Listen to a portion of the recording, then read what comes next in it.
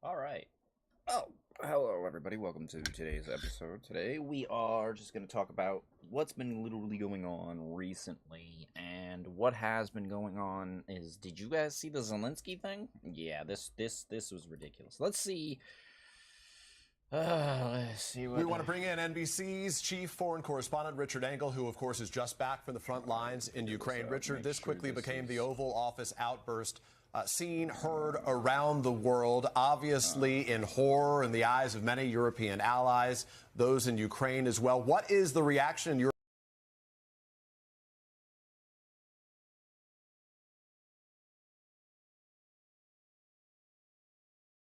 the time where it's like, oh yeah, yeah,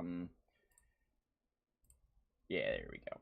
Where, all of a sudden it's just telling you, yep, nope, it's not a bit. That's not how that works. That's totally. I have to reset that every time, but we're all good. Now, so what we're talking about is Zelensky just came to the White House yesterday. Or was it yesterday? Yes, last night. And this happens while I'm trying to, on my way to go to bed for work the next day. And of course, crazy crap's happening. And you're like, what is this? Like, what is going on with this country? So we just our leader just yelled at another world leader for no apparent goddamn reason, because we're dumb. This country's stupid. What's happening right now in this country is exactly what we all said was gonna happen, and yet a lot of people are just gonna be like, no, no, no, it's not. So let's see what's going on here. Let's make sure this is all in line so you guys can see what's going on.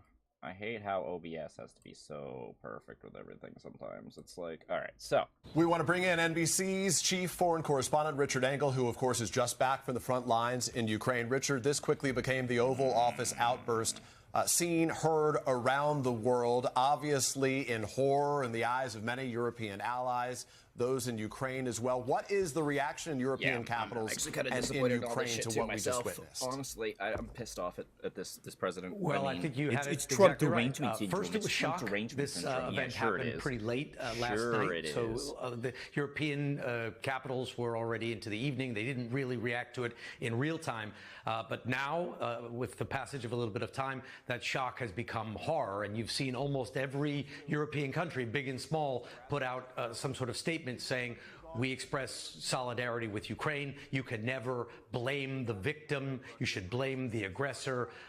Germany, in particular, taking a very strong stance. One legislator saying that he was shocked that the United States could stab an ally in the back.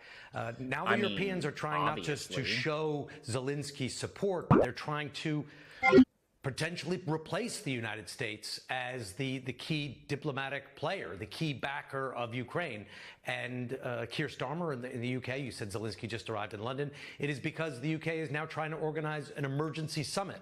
And Zelensky did put out a series of messages this morning on social media thanking President Trump, thanking the United States repeatedly. So that's the thing. Insisting so that basically what we're setting up here is that Zelensky basically was gonna accept this deal, this whatever, this something anyway, because, well, he needs America. So Trump's trying to put this pressure down on Zelensky to give him raw earth minerals, as he says it, or rare earth minerals that are really, like, are they rare? Are they, what is gonna happen?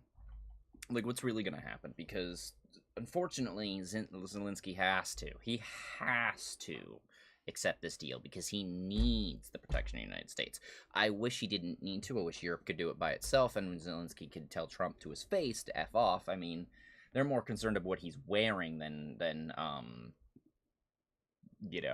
anything else in the Oval Office. I mean, Vance was a dick to him, and Vance was J.D. Vance.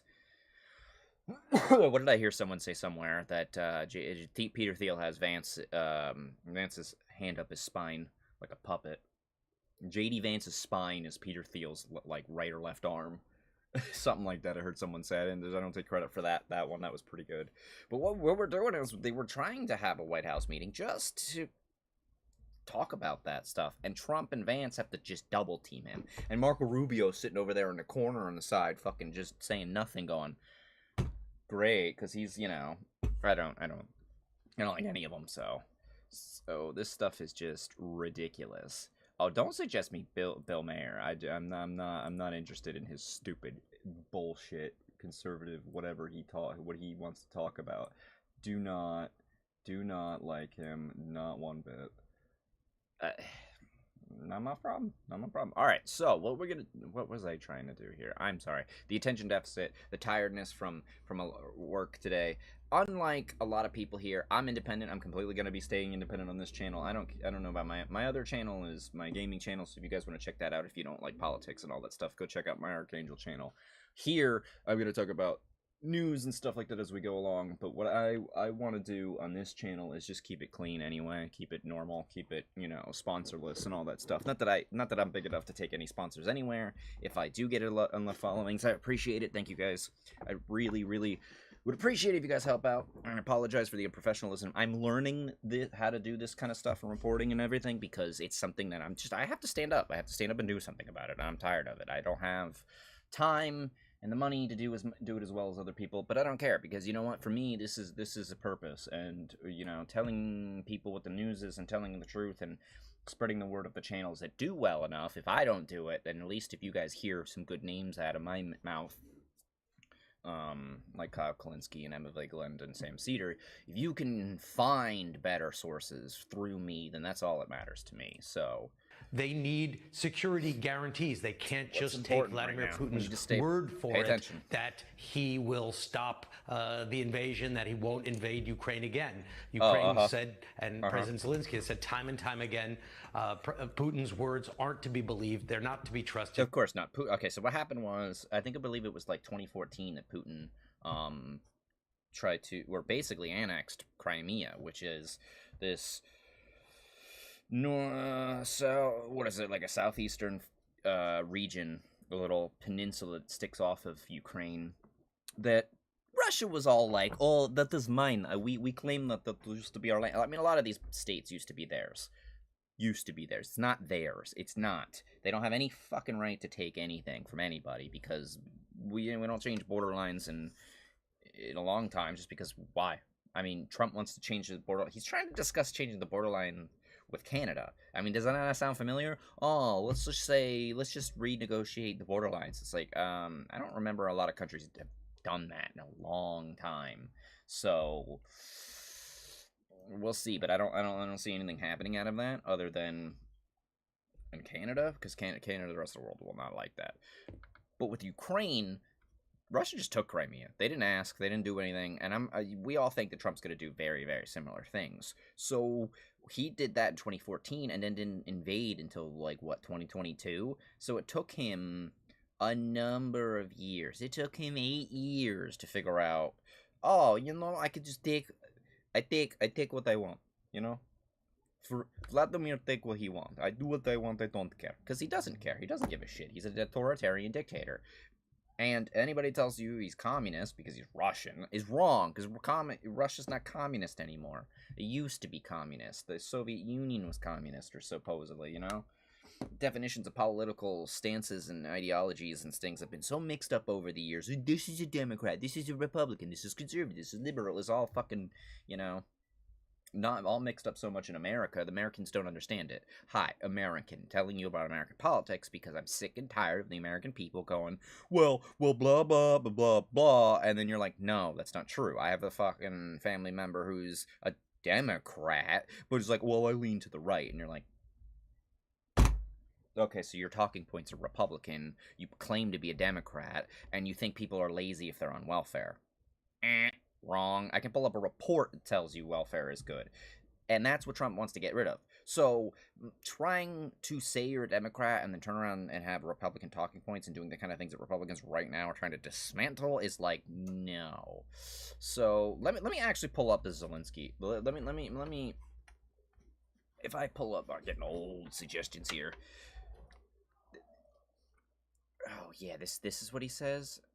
This is ridiculous. This fucking trying to figure out. All right, here we go. We'll show You're not in a good position. You don't have the cards right now. With us, you start having cards. Right now, you don't. You're playing cards. You're playing cards. You're gambling with the lives of millions of people.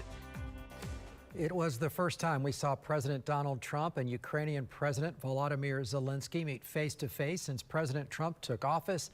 And as you could see and hear, it ended in a very fiery exchange.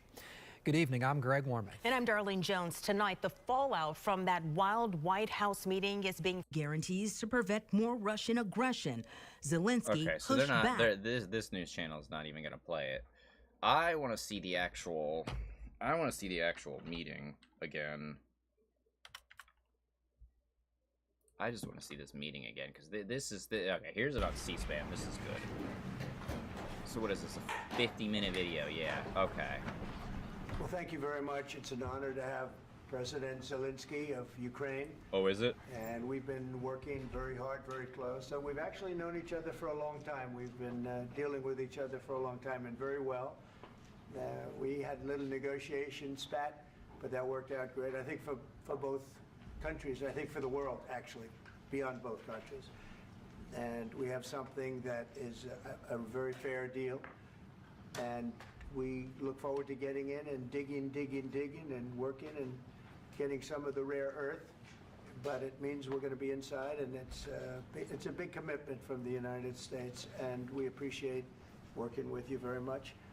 And we will continue to do that. We have had some very good discussions with Russia. I spoke with President Putin, and we're going to try and bring this to a close. It's something that you want and that he wants. We have to negotiate a deal, but we've started the confines of a deal, and I think something can happen.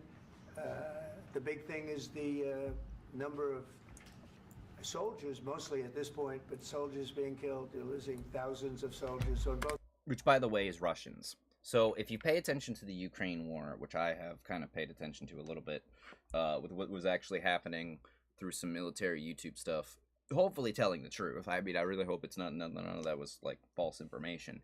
But what has happened is Ukraine's been dominating Russia. This big superpower is the same. This is scary. This is actually a scary thing to say.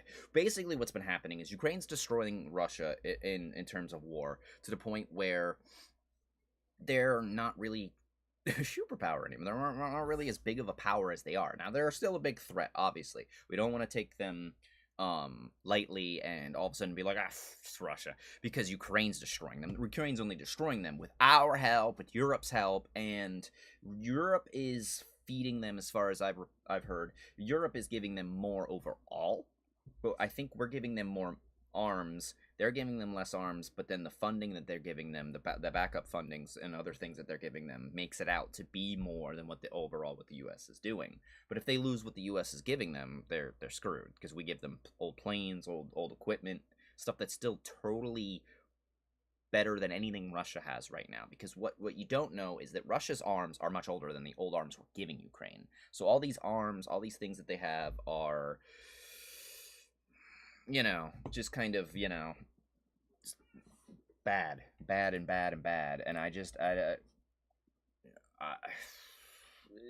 basically what was at the end of 2024 at one point, what was going on was that about 1,000 Russian soldiers were dying every day. And the problem with that is, well, that's bad for Russia. I mean, Ukraine's still going to lose men, and they're going to need more people and all that stuff, but, do I not have my other? Apologize. I'm just gonna turn on my other monitor here because I made a new setup for the channel. I hope you guys like the new thing. Give me a feedback on what you think about that. I was having fun with making an idea that I popped up in my head today. Oh, do you want to switch over on that side? Hello, excuse me, stream. Damn. Sometimes the Windows pisses me off. Dude, let me tell you something. Oh, I'm sorry. What is that? Sometimes it doesn't want to give me the extend these displays things. It's just like, oh yeah, whatever.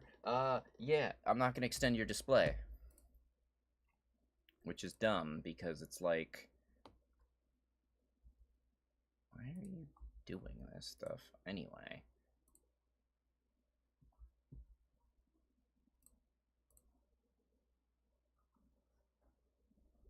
Ah, there we go. See how it popped up finally? I don't know why. It's a damn shame that it does that all the time. because I work my ass off to fucking get this shit working. And I made a new image. I hope you guys... Let me see. Oh, there's my cover image. Yeah. Want to open?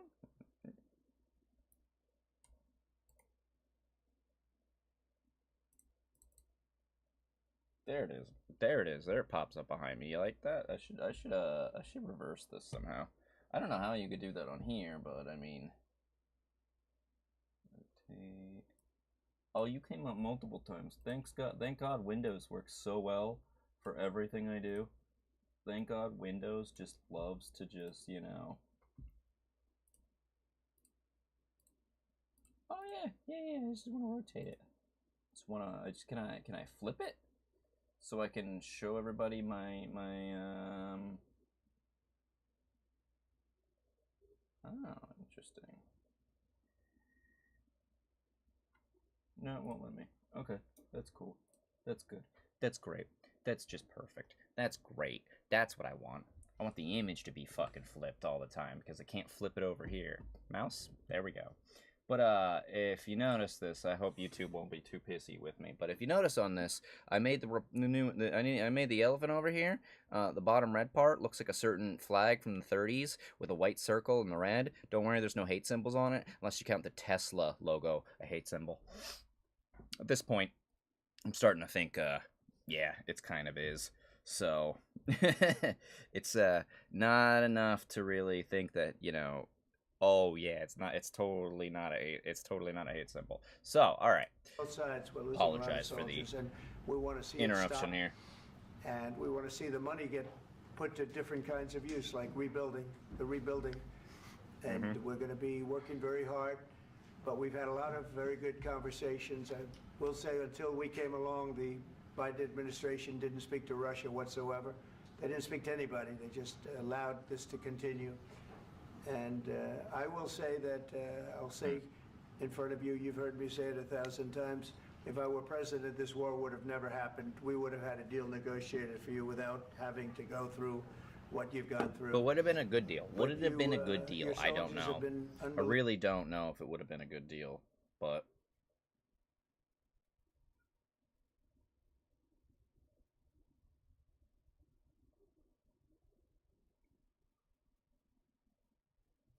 Unbelievably brave. We've given them great equipment, but somebody has to use the equipment. They've been unbelievably brave, and we give them great credit.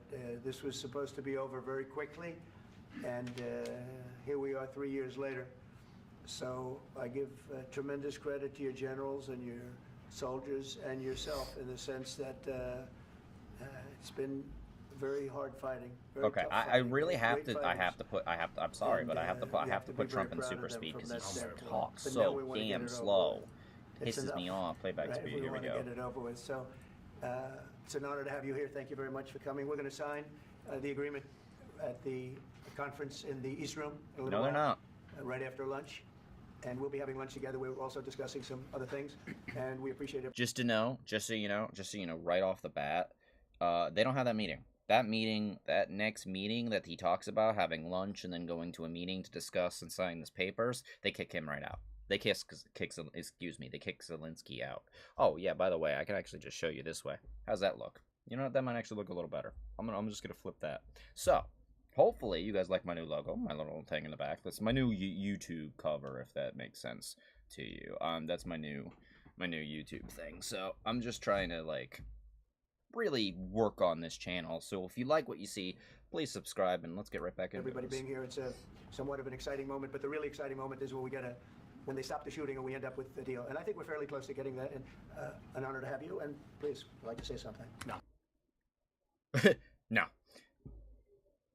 So what happens here is Zelensky basically is saying, Zelensky hasn't said anything, but basically what Trump's saying is that there's Russians dying.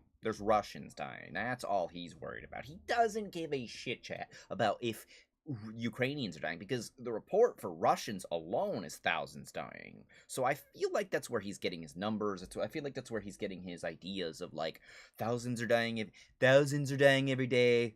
You know, holy crap, thousands are dying every day. I don't care. Russians are dying, my friends, my comrades, my heart goes out to you. Thanks so much, Mr. President. Thank you for invitation. I ain't dealing with this shit. I ain't dealing with this shit. I don't like this shit. First document will be first step to real security guarantees for Ukraine, our people, our children. I really count on it. And of course, we count that America will not stop support. Really, for us, it's very important to support and to continue. Told you, they need our support.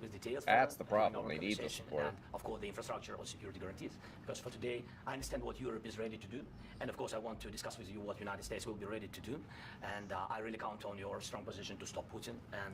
And you said that enough with the war. I think that is very important, Vin, to say these words to Putin at the very beginning of war, because he's a killer and terrorist. But I hope that together we can stop him.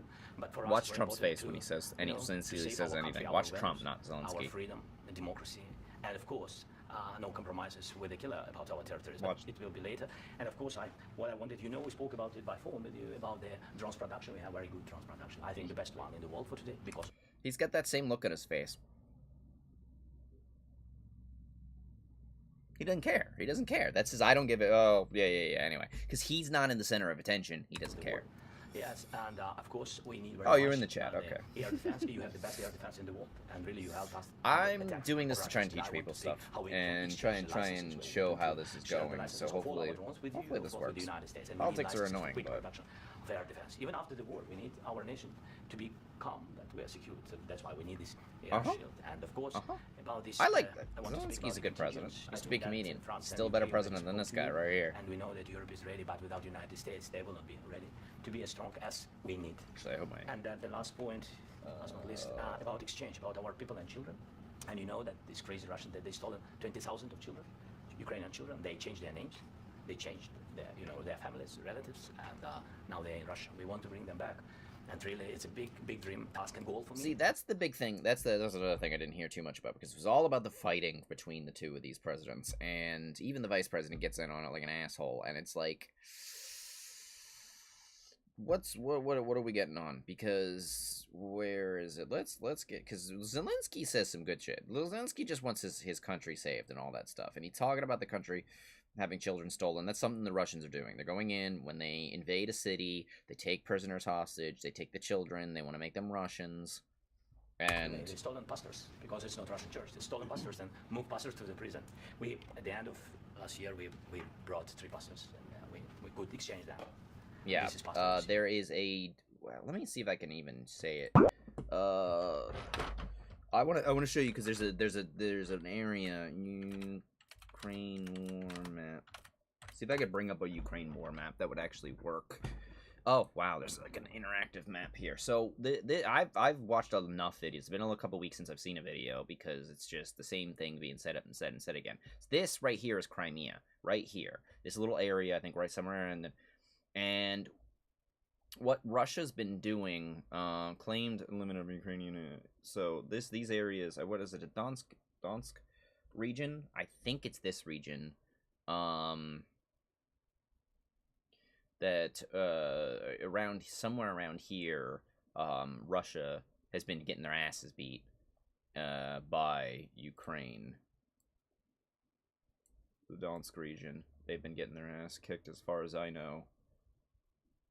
Before February, claimed Russian advances in Russia. Claimed limited Ukrainian advance. This is a little tough to follow, but there's a lot going on here. But basically, they annex this spot here, which is Crimea. This should be I'm pretty sure this little thing is Crimea here. Yeah, the Kherson Oblast is something I've heard a lot in the fights. Donetsk. They fought over this area a lot. And they're trying to, basically, Ukraine doesn't really even want to take the land. They just want to come in and dominate, and they've been doing pretty good in this war, but they've been hitting places all over Russia. They can go up into Russia with drones. That's how good Ukraine has been at this war, and it's quite amazing to see how well they've been doing in this war with support, at least. So I don't know how any of this stuff works too much, but But there you go for at least a visual representation of like what they've been doing and all that stuff and what's been going on. So the Red assessed Russian-controlled Ukrainian territory.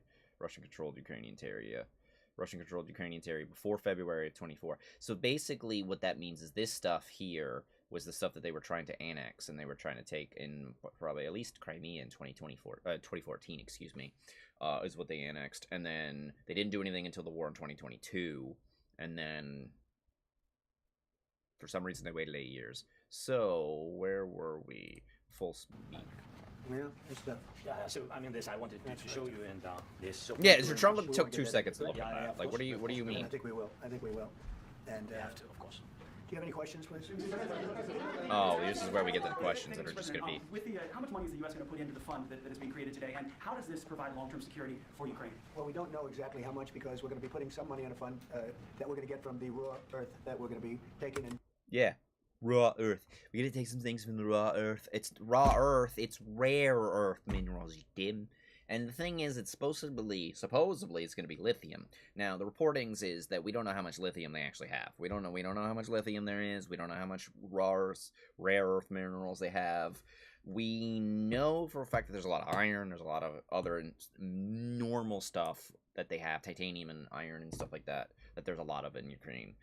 Why Trump's doing this? He just wants to. He needs a win. He needs something to be like, look at me, look at I got something. I brokered a peace deal, but now I also got minerals out of it. Look at how good I am. Even though he's destroying his own country, and he's doing it on purpose. Now a lot of people will look at you and tell you, no, he's not destroying the country. He's not destroying. He's making America great again.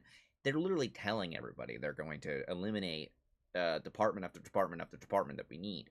Bye bye Medicare. Bye bye Medicaid. Medicaid, the stuff that feeds people. The stuff that I think Medicaid helps feed children and elderly people in the house. I think like most people in elderly homes are almost all on Medicaid. Not all, but a lot of them are. Sharing in terms of revenue. So it's going to be a lot of money will be made from the sale and from the use of raw earth. And as you know, our country doesn't have much raw earth. We have a lot of oil and gas, but we don't have a lot of the raw earth. And what we do have is protected by the environmentalists. I think we actually do have a lot of unprotected, something. But still, it's not very much. But the other thing I learned is that while yes, he wants these rare earth minerals, it takes a lot of processing to process and actually refine these, and so they're actually usable. And how do you do that? Most of it goes all the way through China, and it's great. So you're just gonna China is gonna overtake us as a superpower. That's what's gonna happen. Coming soon, China, the world superpower, because people don't want to deal with us. They'd rather deal with China because we already deal with China because everything's made in China. They have among the best in the world in terms of raw earth. So we're going to be using that, using it for all of the things we do, including AI and including weapons and the military. And it's AI takes so much goddamn power to do. It's not worth it. He's listening to these tech oligarchs that are giving him money and trying to give them something out of it, which is why he's saying AI. AI is pointless. AI is I mean, look at Call of Duty. Call of Duty is sitting here with AI imagery, and no one likes it. Nobody likes it. Not a single person fucking likes it. Why would anybody like that? Really going to very much satisfy our needs. So it's something that just worked out really well. We have a lot of oil, we have a lot of gas, we have a lot, but we don't have raw earth. So this has just about every component of the raw earth that we need for computers, for all the things we do. Raw earth. And long-term security for Ukraine. I think they're going to have. Wait, look, I think once we make the agreement, that's going to be 95% of it. They're not going to go back to fighting. I've spoken with They're not. The war's over. The war's done. Yeah, even though this meeting didn't finish. And I feel very strongly that they're very serious about it. And we'll make a deal. And when the deal is made, I don't think we talk about security. Everyone's talking about the other day. All they talked about was security. I said, let me make the deal first. I have to make the deal first. I don't worry about security right now. We have to have a deal because right now, last week 2,000 soldiers died on both sides. 2,000, and they're losing 1,000, 2,000, 3,000 a week. So as we sit here and we talk, people are getting shot and dying on the battlefield. And you know, they're not American soldiers, but they're Russian soldiers and they're Ukrainian soldiers, and we want to be able to stop it. And we want to be able also to spend money on other things. We don't want to. This is a tremendous amount of money, and what the should just be about the war. It should seriously only be about the war. It should be about saving Ukraine. Period. That's it. We should not need anything out of this. As a United States citizen, I do not think we need to have anything. We don't need to gain anything out of this deal. We're helping a country. We're only giving them like 2% of our GDP, if that. I don't know if it's 1.5 or 2% of our GDP, so it's like next to nothing with how much how much our budget, or if it's 2%, excuse me, 2% of our budget, excuse me. I think somewhere they talk about countries giving like 2% of their GDP or something like that. Man, people outside are annoying. But this is an incredible agreement for Ukraine, because we have a big investment in their country now, and what they have, very few people have. And we're able to really go forward with very, very high-tech things and many other things, including weaponry that we're going to use in many locations, but that we need for our country. This allows us to do this. I'm sorry.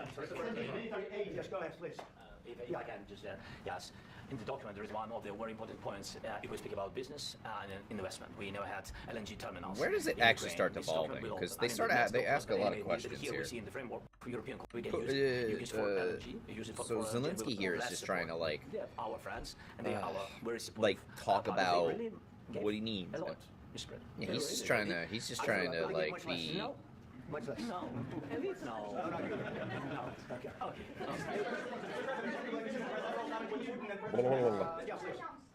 Mr. President Trump, you have repeatedly called the deal with Ukraine as a historical one. And as a president of the United States, you make historical decisions in other issues which affect America and other world. So what place in the world history do you want to take? And do you associate yourself as dictator of America? That's where he wants. He wants to be king of America. That's where he wants to take. Yeah, I'd say George Washington, Abraham Lincoln. I would say I'm. No, you're not. To George Washington and Abraham Lincoln. No, you need a black. You need a black square right here. That's the guy he wants to He follow. considers himself to be better than Washington, but you never know.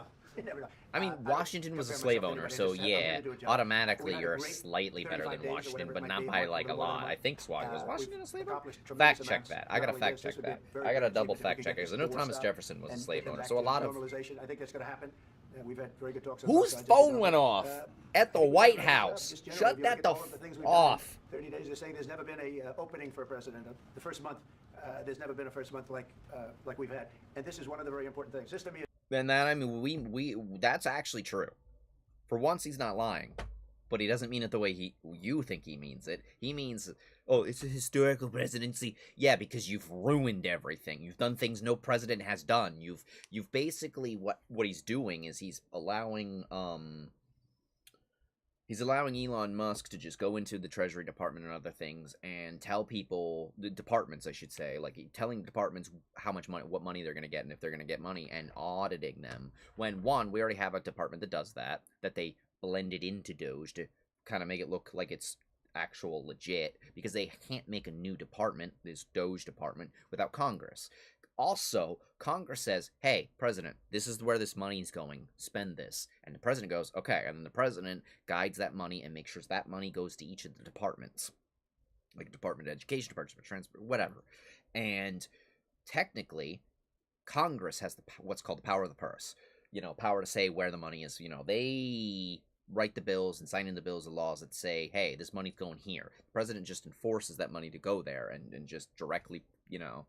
And he's just going past Congress and just deciding where the money goes willy-nilly, because he's, oh, there's fraud and this and that, and there's not as much fraud in the places that he's looking to acquire the kind of money he's looking for. So he's going in and going, oh, we're going to get rid of like $3 trillion worth of fraud and crap in the government. Where are you going to get that? Oh, right, the Defense Department, right? No, they've increased the Defense Department's budget by like I don't know how much they increased it, like a couple $100 billion, I think, at least, which is ridiculous, because guess what can't pass an audit? Because we actually do, because a lot of Republicans will claim we don't audit, we don't double check our departments, which we totally do. We do plenty of audits on the departments. We have a department for that, and we don't need a new one. And what happens is most audits, with the Pentagon can't pass audits. Pentagon can't pass audits. I'm a bad typer. Don't ask me. Don't. Has a Pentagon failed its 7th audit in a row? I swear to God. Oh my God. Holy crap. That's a scary thought. Yes. Yeah, right there. Like, look at it. Look at how scary and easy that. In November 2024, the Pentagon failed to pass its annual audit. It wasn't able to fully account for how $824 billion budget was used. So basically what an audit is just to make sure that where all the money is going and it's being spent the way it was said it was going to be spent, and that, it's went to where it's supposed to. Obviously, that's how we avoid tax fraud. Especially a number one rich person crime is tax crimes, and we couldn't get Al Capone. Remember this. Look at it. Look. Wait, where is he? Look at his man. Look at his man straight in the face. And with all the different crimes he got, they couldn't get him on crimes. And they did the same thing with Capone. If you want to listen to history, if you want to lose history as an example of how to look at what's going on right now, it's a pretty good time period, the early 1900s, to really look at what's going on right now, because not only do we have what's called robber barons, which, if you don't know, I'm from a town called Carnegie. Carnegie was named after one of the robber barons of those time periods, who was, I think, an oil tycoon? I don't remember what... Oh, I'm not trying to look at Carnegie Hall. I don't know how to spell Carnegie. Carnegie, yeah, it's a... Oh, there it is. Carnegie, yeah. Andrew Carnegie was a Scottish American, right? He was an industrialist, he was a philanthropist, he was a robber baron, he was captains of the industry in the 19th century America. He helped build the formidable air. Oh yeah, he was steel. He was steel, right? Which is why the Pittsburgh is Steelers. Why the town I live in was called Carnegie is because he was a big steel guy. And, well, the dude was worth a ton of fucking money. Yeah, he died in 1919. Okay, so it was a little further back than I remember. But he was a big thing.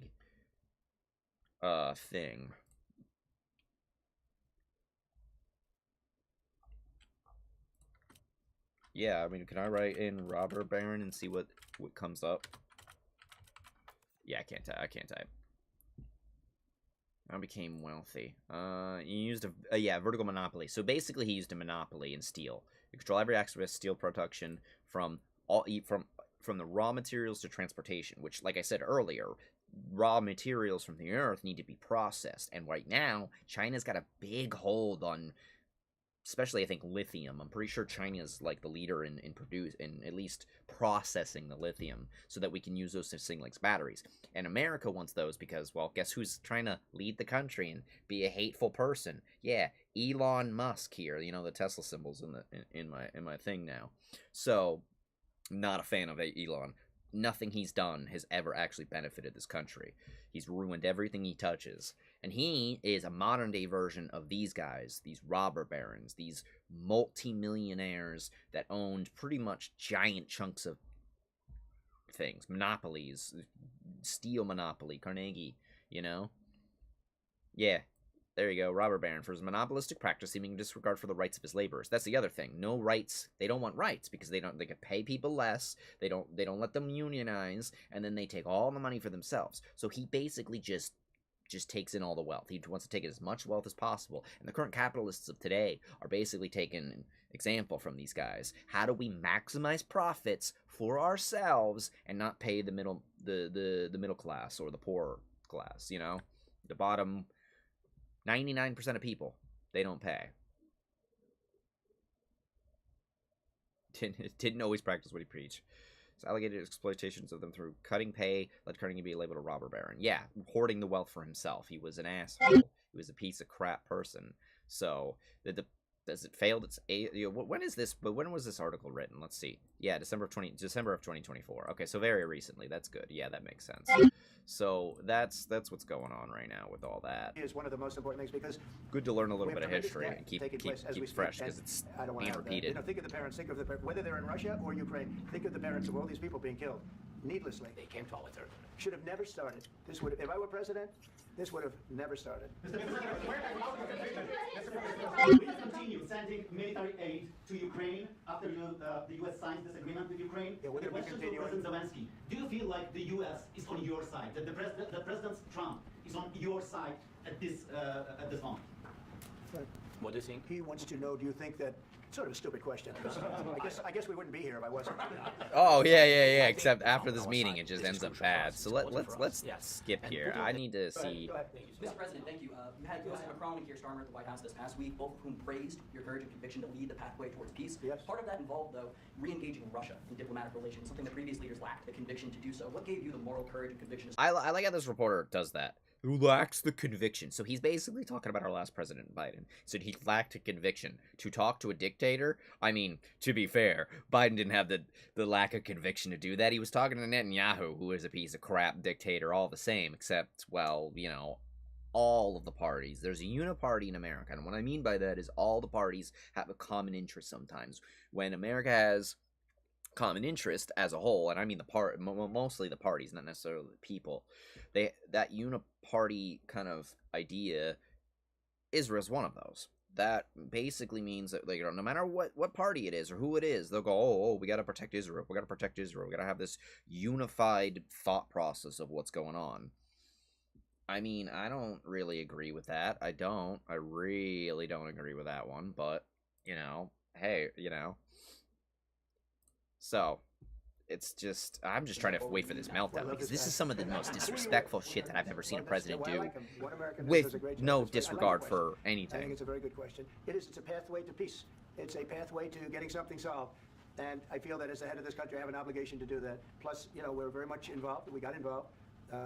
It's too bad we got involved, because there should have been no involvement, because there should have been no war. And there shouldn't have been October 7th. That would have never happened. As you know, Iran was broke. Why you gotta bring up October 7th? See, there's another one. See, like I said, Biden would have said the same thing. He would have said the same thing about Israel. He would have been, him and Zelensky would have been on the same page and would have been like, we gotta fight Russia, and then everything would have been smooth, and the deal would have went through, and there would have been no talk about minerals. It would have been, all right, here's arms, here's blah blah blah. It would have been a quick pass thing, because he's been here plenty of times in this country. He's been to Pennsylvania, he's been all over the place, because he's just trying to get support from the American people to get arms and stuff to save his country. That's it. Nothing political, nothing everything about it. It's just whoever happens to be president at the time. And so far in this war, it's only been 2 different presidents. They had no money to give to Hezbollah. They had no money to give to Hamas. They were stone cold broke. And then under Biden, they became rich as hell. $50 million in condoms to Hamas in a period of 4 years, and they gave a lot. Which of is a lie. And you see what happened, and that's a real mess also. Oh. But no, I appreciate the question very much. I feel where does it disrupt? I gotta see this again. It's a tough neighborhood too, but we're committed. We're going to be them equalized. In the United States, we have an ocean in between. Oh, we have an ocean in between. So much more money and other things, as Europe. Yeah, there's oceans in between us, but that's not very far. But as you said, they've also been obviously very helpful. But we have put in form today. What changed between the first time that Secretary Bessent gave President Zelensky the agreement and today for the signing? We made a deal. So what was the deciding factor? I'm a business person. We made a deal. That's what changed. That's it. We just made a deal. We just that's it. We ended up making the deal, so they changed. He can't even give you details on that. Can't. Well, they don't like each other. I can tell you that. They do not like each other. This is not a love match, and it's unfortunate. Obviously. In this situation, the United you think States two people at war are gonna like each other? Okay, the United States, run by a man that didn't know much. I'm going to be very nice. Run by an incompetent person, very incompetent person. I kind of agree with him on this one, but that's a tough. That's many wars. And people will tell you, I stopped wars. It's a tough one. It's a tough one to say. Oh yeah, I agree with Trump on something, because let's be clear. We probably have slightly different reasons of why. If he calls him Sleepy Joe, yeah, he was sleepy. By the way, that's why fairness. That's why there's a nightcap and a sleepy thing on the Democrat symbol over here. Because I wasn't gonna just disparage the Republicans, because I'm not a Democrat. There's a sleepy hat and some Z's on the Democrats, because the Democrats as an entire party right now are asleep and not fighting this stuff. They're not fighting anything. We've got Democrats voting for all of the horrible people to go into the White House. All the people up for positions in the White House, they get voted in, and they're just voting them. They're just letting them. They're going, fuck it, we'll vote for him. One of my representatives, was he a senator? He's a senator. Senator John. Yeah, he's voting for this stuff because he had a little problem with his head, and now he feels more like a Republican. He's just like he switched sides over here. You know, like Tulsi Gabbard in here. In the White House. She's somebody in the White House that we do not like. Nobody likes her. I want really to tell you, and I think that everybody understands, that Ukraine, modern Ukrainians, nobody wants to stop this war. But at the future, any negotiations, it's understandable that two sides of the war, not Russia and the United States, because this is not the war between Russia and the United States. This is war of Russia against Ukraine and Ukrainian people. So these two sides will be at anyway will be at the negotiation table. Then of course United States, like the strongest partner of the Ukraine, and of course Europe. I think Europe is very important. I want to speak about it with the president. Yes, Europe is very important for us because we really defend Europe today. All Europeans really recognize that we are defending the line, and they have real life, and our people are dying. That's why they helped us. And also, it's about the NATO. Yes, between, like the president said, you have big, nice ocean. Yes, between us. But if we will not stay, Russia will go further to Baltics and to Poland, by the way. But first to the Baltics. It's understandable. Funny how he mentions Poland. It's like Putin, even in an interview with that Tucker Carlson guy no one likes, said something about Poland. Why does Putin and why do any of these common modern-day dictator wannabes or dictators in general have this obsession with Poland? Sound familiar? Yeah, he took that out of a certain playbook. Yeah, because they've been in the USSR, you know, they've been one of the republics of the USSR, and Putin wants to bring them back to his empire. It's a fact. He just won't make it communist. He's as much of a capitalist as we are. It's just an autocracy capitalism. Your soldiers will fight. Mr. President, would you be willing to visit Ukraine, maybe Kyiv or Odessa, which is going to be a third year of Black Sea? It was my question. I don't want to talk about Odessa now. Let's not talk about Odessa. I want to talk about making a deal, getting peace. We don't have to talk about Odessa, but a lot of cities have been destroyed. A lot of cities that are not recognizable. There's not a building standing. No, and a lot of things you have to come and to look. No. We have very good cities. Yes, a lot of things have been destroyed, but mostly cities alive, and people work, and children go to school. Sometimes it's very difficult. Sometimes he doesn't like it. He doesn't like it when he talks about Putin. Underground schools or online, but we live. Ukraine is fighting, and Ukraine lives. This is very important. And maybe it's Putin sharing this information that he destroyed us. No, he lost 700,000 people, 700,000 soldiers. He lost everything. Yes. So. Yeah. Look at Trump's face. Look at Trump's face here when he was talking about it. Trump knows Putin. Trump has talked to Putin. If you go back, you can find stuff from his first administration where, yeah, he talked to Trump. Trump and Putin talked all the time. So he's buddy with this guy because he wants to be just like him. He's got rich people paying him for his campaign. Rich people are paying him to have certain things happen in the United States. You know, he's getting, you know, a lot out of these people. All the people in the White House that he's put into his cabinet are all rich people. They're all rich people because they can give him something. Money. That's all he wants. He wants to just hoard up all this wealth and make himself rich. Elon wants to make himself the first trillionaire. Do you really think any single person in the world really needs $1 billion? Let alone $1 billion is like... The amount of difference between a millionaire and a billionaire is insane. A billionaire could spend $1 million a day for so damn long, for fucking years, before he runs out of money. If he never makes another cent possible. $1 billion is the amount of money to know you wouldn't know what to do with it. And that's exactly what these rich people, they don't know what to do with it. They don't have enough to do with it. So what they do is if they're not investing and doing stuff like this, like terrible, crappy shit with the country, what they're doing with the money is just letting it sit somewhere. So, and then they complain and bitch that we, you know, when we try and take some of it. And we're not trying to take it necessarily because there's millions that will be literally untouched. A big-ass number sitting in their account forever that they will never need, that if we went to them and went, hey, what if we tax you on that? I mean, we'll totally give you the taxes, we have to give it back, because you tax it, and then we're tax return, we'll give it right back to you. But we can use that to fuel the economy. And they give you the middle finger, and you're like, who does that? What?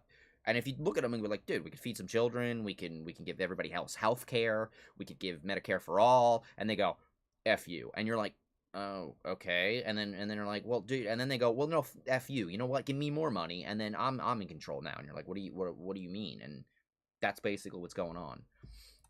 Trump's face is he's gonna get pissed off in a second here because he doesn't like Zelensky talking about Putin. And what did he say? A couple of days ago. And what did he tell you that gave you the assurance that he wanted peace? Well, that's what I do. My whole life is deals. I know pretty good. Yeah. He's claiming right now that he thinks Putin wants peace. Bullshit. It took him 8 years to start the war. After he already stole land from Ukraine because he claimed it was Soviet land that he was owed, which, yeah, it was Soviet land. That's not owed to him. It's not his land anymore. and I've known him for a long time. I've dealt with him for a long time. He had to suffer through the Russia hoax. You know, Russia was a hoax. He didn't suffer through shit. Rich guy, some rich guy suffered through people talking crap about him. That's not suffering. I think that he wants to make a deal, and he'd like to see it end. It's not suffering. My whole life, that's what I do, is make deals. And I'm in the middle of a mess, because this is a real mess. It's a very dangerous one. If this doesn't get solved now, it's not going to get solved for a long time. So I hope we're going to get it solved. In the back, please. I don't like this guy. I want the wait me syndrome. Okay, sure. But his country is government arrest people for memes and thought crimes, and even more worrisome is pressuring American. Did this reporter just say?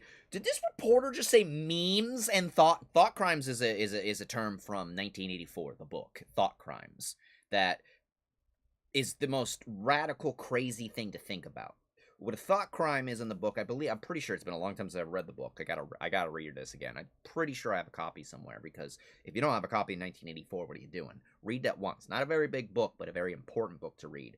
Thought crimes are literally like, you think about causing a crime. They consider that in itself a crime, to think about committing a crime, the intention of a crime. And if you want a modern take on something that, for me, feels like a very good way, read 84 and then watch Psychopaths. In Psychopaths, there's like these devices that they can aim at people, and it can tell you their intention to commit a crime. Because when a real crime happens, there has to be intent. You have to prove there's intent, that this person had a reason and intent to commit this crime. But what fascist people and dictators and certain people that want to lay down the law and control people want to do, like in 1984, Big Brother wants to do, is they want to be able to say anything is a crime, so that they can jail you at any time, so they can prevent you at any time from rising up and stopping them, or, you know, getting out any information that the government doesn't want the people to know. Russia does this very well in terms of propaganda, all kinds of things, you know, controlling everything. Security, what China does, probably what I wouldn't be surprised if Russia does, but China's well known for just surveillance state. Basically, it's a surveillance state, which right now with their technology is getting so advanced that they're using this technology to just like recognize people, facial recognize these people, which is in its stages now where it's having trouble with in China, where it can't recognize individuals. But I'm sure the government's version of these face recognitions are just on point, and they know where you are at all times. Companies to censor Americans. So memes and thought crimes. Yeah, that's what we need to talk about. Well, we actually spoke to him about that yesterday, and we thought they took it very, very much too far. JD was very strong on it. So was I. Here so we go. Marco, This is and where we've been speaking to him about it. Marco, would you like to say something about it? We have concerns, obviously, with the conduct of those, particularly as it impacts Americans. And there's real concern that American speech, which is online, could fall. That is Marco Rubio. That is our, is he secretary? Fuck, what is I want to make sure I get it right. Yeah, Secretary of State. That's Secretary of State. The former position of Hillary Clinton, who ran for president, Secretary of State. Oh, acting administrator of USAID, which, by the way, is gone. Which is gone. And USAID pays for a lot of stuff.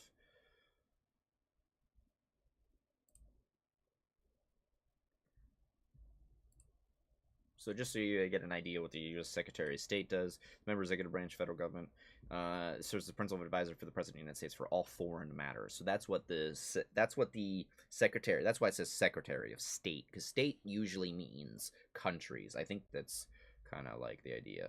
Yeah, I have it on forced dark mode, so that's why you get these weird darkened images. Yeah, current, incumbent.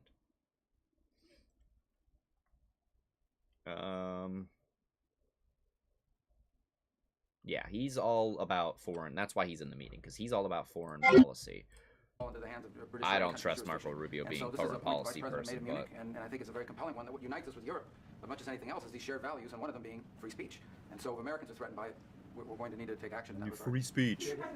It's actually a very important question. We spoke about this in detail with the Prime Minister, the Foreign Secretary, and others at lunch yesterday, and I know that Secretary of Commerce Lutnick followed up in private meetings last night. This is really important. I know he met with Ukraine, even if we in this room UK disagree and with them, they have France the right to speak their mind in the public square, which is often not sure about online the timeline for and we're to these. defend that right. What is this shit? Why does Trump have to have a signed fucking shiny plate over here in the background with this thing? I hate this man. His ego is so I do think that under the president's leadership, we're going to find common ground with our friends in the UK on inflated. this question. happen, but it remains to be seen. The principle that will guide us is we believe in free speech in this country, and we'll fight for it for American citizens. Okay, what did free speech have anything to do with the Ukraine and helping them out and getting raw earth minerals and stuff like that? What did it have anything to do with the diplomacy here? What did it have anything to do with diplomacy? Because that really made no sense. The Republics cannot go 5 minutes, 10, 20 minutes without fucking saying, well, freedom of speech. Well, freedom of speech. Because if you'd be surprised, you go to Europe and a lot of freedom of speech is a little more restrictive. They do have some sorts of freedom, speech rights, but to the point is a lot of countries, you say certain nasty things on the internet, you'll get fined or in jail time for it. And not anything, not, a lot of countries you can't insult people online. And I can't be an asshole online. I should be offended by that as an American, that's freedom of speech taken away. You get freedoms as long as you don't abuse them.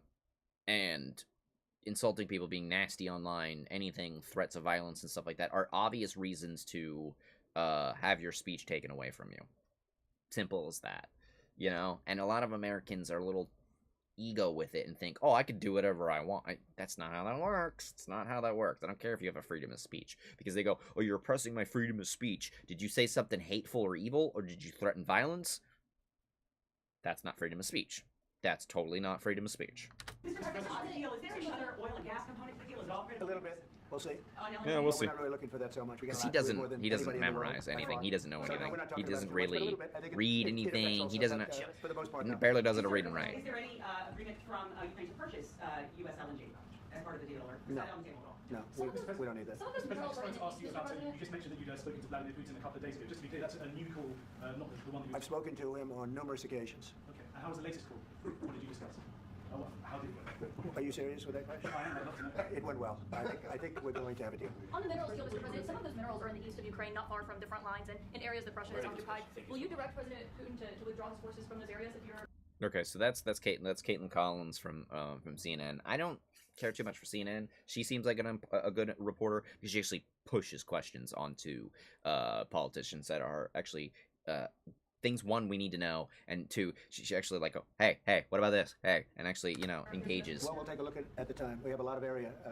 It's a very big area we're talking about, so we'll take a look. I'll study that and I'll see. And who would protect those minerals if they are U.S. interests? Would that be Ukrainian forces? They'll be protected. The agreement will protect them. The agreement, yeah. Oh yeah, they'll just be.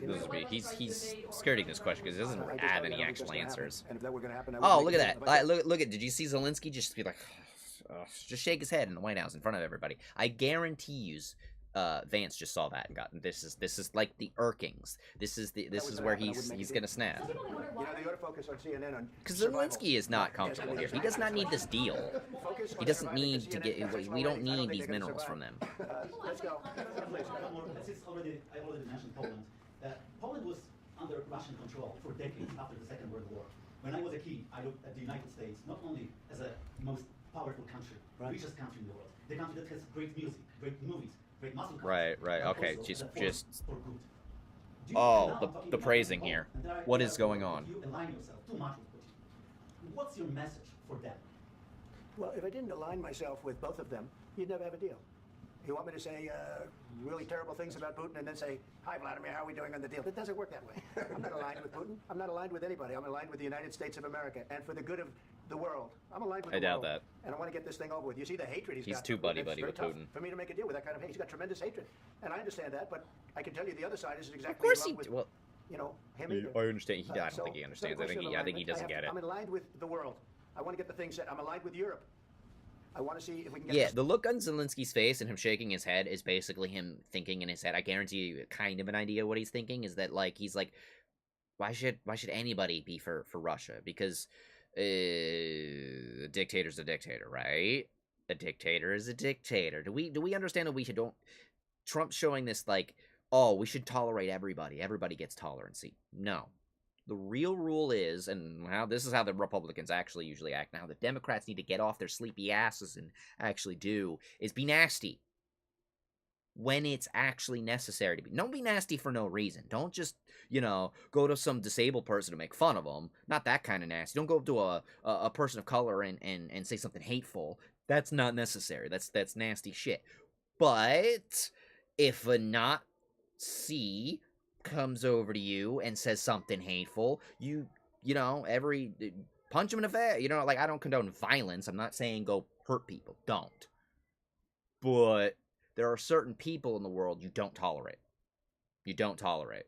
If someone comes over to you and does a Roman salute or goes, my heart goes out to you in the hateful way that Elon did, you call him out for it, and call him an asshole, call him a fascist, and you don't tolerate them. Because you tolerate those people, the other people you tolerate that they hate are going to look at you like, why are you letting the hate go through? Why are you allowing this hate? They're not going to tolerate you. So if you tolerate hate, you might as well be hateful yourself.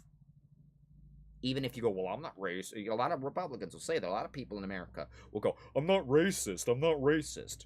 Where's the but? Because you're not admitting it. Because if you think Donald Trump's a great president and you go, you're not racist, and Donald Trump does something racist, regardless of how racist you think you are, supporting racist ideologies that other people are doing just because you didn't do it is the same thing they did after in the 1930s in Germany. Oh, I was just doing what I was told.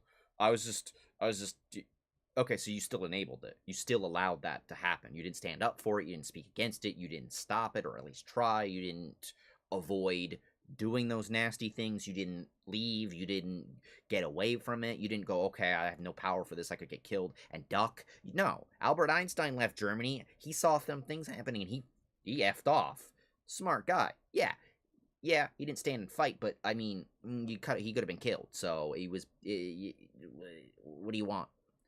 You know, not everybody needs to be a fighter, but you need to not at least tolerate the hate, because there's no tolerance for hate. You don't tolerate the intolerant. And he that's what his look on his face is. I could be tougher than any human being you've ever seen. I'd be so tough. But you're never going to get a deal that way, so that's the way it goes. You're never going to get a deal that way. No, because he doesn't. For 4 years in the United States of America, we had a president who stood up at press conferences and talked to us about Putin, and then Putin invaded Ukraine and destroyed a significant chunk of the country. The path to peace and the path to prosperity is maybe engaging in diplomacy. We tried the pathway of Joe Biden of thumping our chest and pretending that the president of the United States' words mattered more than the president of the United States' actions. What makes America a good country is America engaging in diplomacy. That's what President Trump's doing. Then why don't we do this with Gaza and Israel? Why don't we do diplomacy, cut off the arms and all that? Oh, right, because you guys get paid by the same people. So the same people that want want Israel and all that stuff, both parties are committing this genocide in Gaza.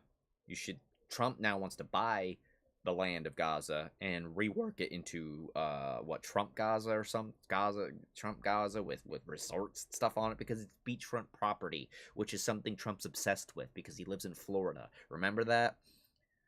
He devalued his own property in Florida, which he tried to say was worth more money than it actually is, because what kind of underhanded scheming deals he did to get the property, which is huge.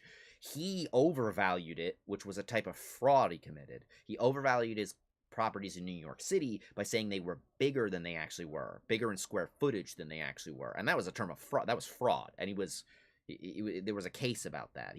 I don't know if that was the case. Was that the case he was convicted for? Fraud? 34 fraud counts in New York City? It's a state crime. He can't pardon himself for it. Can I ask you? Sure. Now, you can see Vance is pissed. He occupied our big parts of Ukraine, part of East Crimea.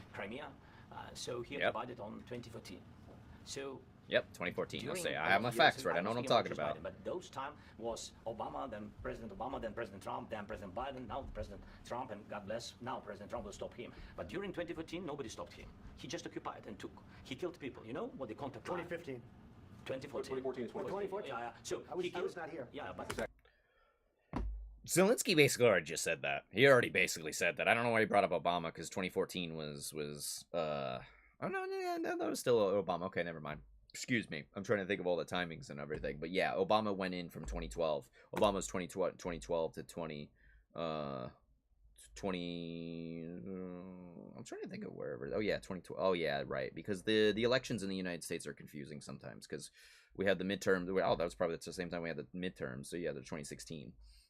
That would have been 2012, 2014, 2016. That would have been right in the middle of Obama's administration. And he said nothing happened. They annexed and America didn't help. So you can see Zelensky is now saying, Even Obama didn't help me. Y'all praise Obama. Obama didn't help me. Biden helped at least somewhat with the war. It was something good Obama did, or excuse me, Biden did, by at least fueling or funding Zelensky and allowing Ukraine to survive. And look at Trump's face, because he mentioned Obama and Biden and all that shit, and he corrected him. Trump always needs to be correct. He has to have this ego-y fucking thing about I'm right all the time. And look at this defeated look on his face. He's upset because to him, he's a bigger person in the world than Zelensky, even though they're both considered presidents. And that's something that probably irks him because because he's he's the opponent of his buddy, and he doesn't like that. Yes, but during watch this. This is about to dissolve.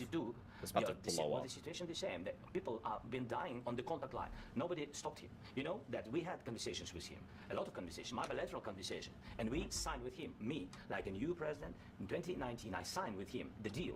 I signed with him, Macron, and Merkel. We signed ceasefire. Vance is not liking him talking about Biden because they hate anything that's a Democrat. Just automatically hate it if it's leftist. Yes, but after that, even though not all leftists are exactly the same. And he didn't exchange prisoners. We signed the exchange of prisoners, but he didn't do it.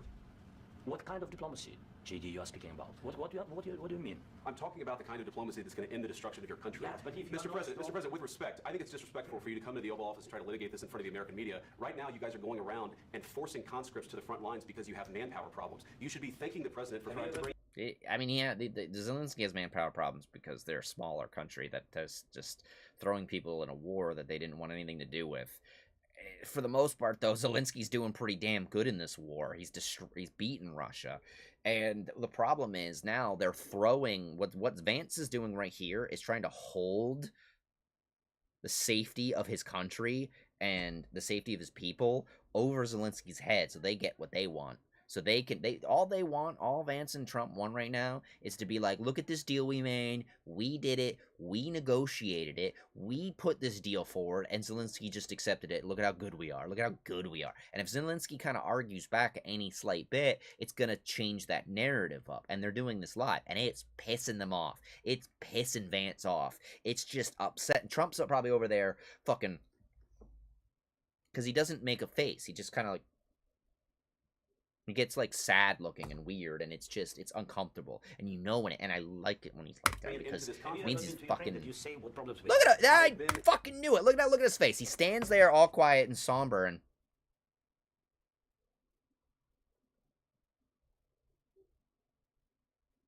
you know, he gets all quiet and he doesn't say anything, and he has the same exact expressionless look on his face because he's upset and he doesn't like it. He doesn't like where this meeting's going. I've actually watched and seen the stories, and I know what happens is you bring them on a propaganda tour, Mr. President.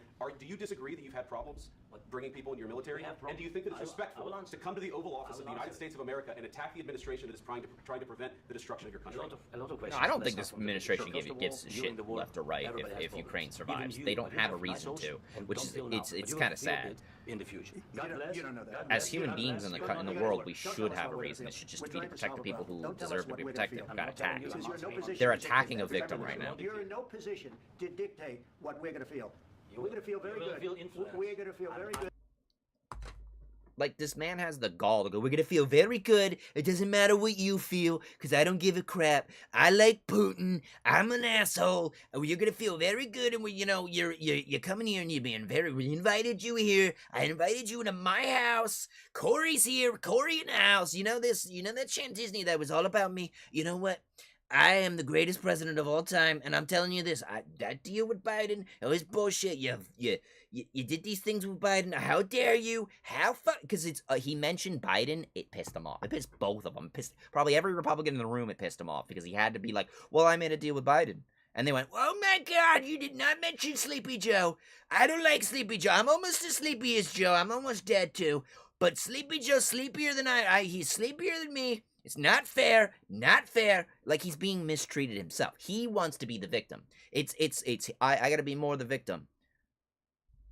He wants to be more the victim, no matter what. No matter what Zelensky says. Zelensky's got an entire superpower bearing down on his country, attacking him, killing his civilians, bombing his country. He's got to bomb them back and kill other probably getting other innocent soldiers killed that probably don't want to be a part of this war or were propagandized into the war thinking that Ukraine's the enemy and all this shit, because the propaganda machine in Russia is probably pretty strong. They don't have YouTube. They don't have any Western media anymore. They eliminated most of it, if not all of it, I think, at this point, because they did have YouTube for a while, but I don't think Russia doesn't have YouTube or whatever. I don't know how much is reported much over here about what Russia does, but they really propagandized in the years. So the soldiers really think Ukraine is, like oppressing them or attacking them or something like that. It's misinformation. But what really is going on is that he's just trying to protect his country. This man became president. He was a comedian. And people, I'm sure a bunch of people made fun of him and thought he wasn't going to win his own election, and there he is. And one other thing that I'll say, so this is true. The Republicans here are probably going to demonize Zelensky as this kind of person who's holding power. They call him a dictator. The reason they call him a dictator, or because Trump called him a dictator. Wait, let me show you this. This is, I think, prior to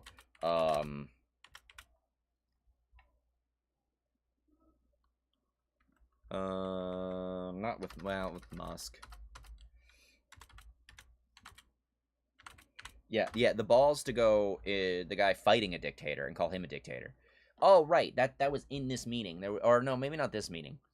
I don't remember which meeting that was, because this might be the meeting where he was talking with Macron from France. I believe France has a prime minister. I always have to remember there's a little bit of a difference between prime minister and presidents for each country. But I believe Macron, leader of France, when he was talking with him, or maybe in this meeting, I can't remember which one it was, he was asked about calling Zelensky a dictator, and 2 days ago. So this is like about a day before this meeting. So right before that, someone asks him about calling Zelensky a dictator, and he goes, did I do that? Did I do that? Did I do that? He pulls a fucking Urkel and says, did I do that? So, reported by USA, Forbes, everybody's reporting. This isn't fake news. If multiple places are reporting, even the Wall Street Journal, can't believe I said that. No, he knows he said that, or he just doesn't remember. He would do it again if he had the chance. Good and very strong. You will feel influence. You're right now not in a very good position. He happens to be right about Why does he do this shit? Not in a good position. You don't have the cards right now. With us, you start having cards. Right now, you don't have. You're playing cards. You're playing cards. You're gambling with the lives of millions of people. You're gambling with World War III. You're gambling with World War III. You know how fucking angry that makes me for a fucking president to say that to another president, to my fucking leader that I didn't vote for, is calling your quote fucking you're gambling with World War III. Like, I can't believe that's a quote from this man. Like, he just threatened another fucking country with World War III, basically. You're messing with World War III. Do you know, Trump, that if you start World War III, you might not have anybody on your side, because Canada and Mexico are gonna beat the hell ever-loving crap out of us? All of NATO, all of Europe, you're gonna have who? North Korea and Russia on our side. If Trump was fucking smart, he'd shut the fuck up. That's all he would, shut the fuck up. Because right now, if you actually pay attention to what's going on in the Ukraine war, Ukraine is beat with help, with a lot of help, but with a lot of smarts on Zelensky's part and his generals, using drone warfare, is beating Russia. So if a superpower like Russia can't beat a small little country, what do you think U.S. is going to do? There's something very odd, something very familiar about that makes me think about, I can't put my fingers on it, of when did we lose a war as a giant superpower over the last 100 so years? Oh, right, Vietnam. Remember how badly we borked Vietnam? Here's another one. Here's another one. And I'll show you this. This is something that's important. Kind of a joke, but not really a joke. I mean this in a serious sense. And, sorry, it was very cold in here. Put a sweater on, turn the heat on. Now I'm sweating, because now I'm fucking pissed. Because my country wants to threaten World War III. I don't stand for that shit. I don't stand for that shit. I don't agree with it. I never will fucking agree with it. This country needs to fucking wake the fuck up and stand up for itself. 33% of this country voted for him, 33% voted against him, and 33% did fucking nothing and went, oh, I'm going to protest vote, or went, no, because they don't vote, because they're not educated enough. They don't understand anything. And that's why you need to register to vote. Everybody needs to register to vote. But the Vietnam War was a good point, but it wasn't the first time. See, when World War II happened, World War I and World War II, we paraded around like little butthell, like little egotistic assholes, because we're America. And we were like, oh, we'll help when we finally, when it finally was like, oh shit, this could affect us. Then America, because America always had isolationism. And we're still doing it. That's why Trump wants to take us out of NATO, take us out of everything, take us out of all these World Health Organization, things that are fucking good, things that benefit the world. He wants to just take us out and isolate us. Because he wants power and he wants money, and if he thinks if he isolates us, then no one else can stop him from doing things. But the Vietnam War, we also remember. MASH. All about the Korean War and the horrors of war. Yes, it was a comedy show, but there's a lot of fucking seriousness in the show. The show got serious, more and more serious as it went on. I mean, this show is commentary. What was this? What years was MASH? 72 to 83. 72 to 83. We were in the Vietnam War during this time. When MASH started, it was very near the end of the Vietnam War. But this was social commentary, not just on the Korean War, but you could take episodes of MASH and just pretend Vietnam instead. I mean, obviously it's a little off. I mean, they're not even in Korea in the show. They're filming in California, whatever. It's not the point.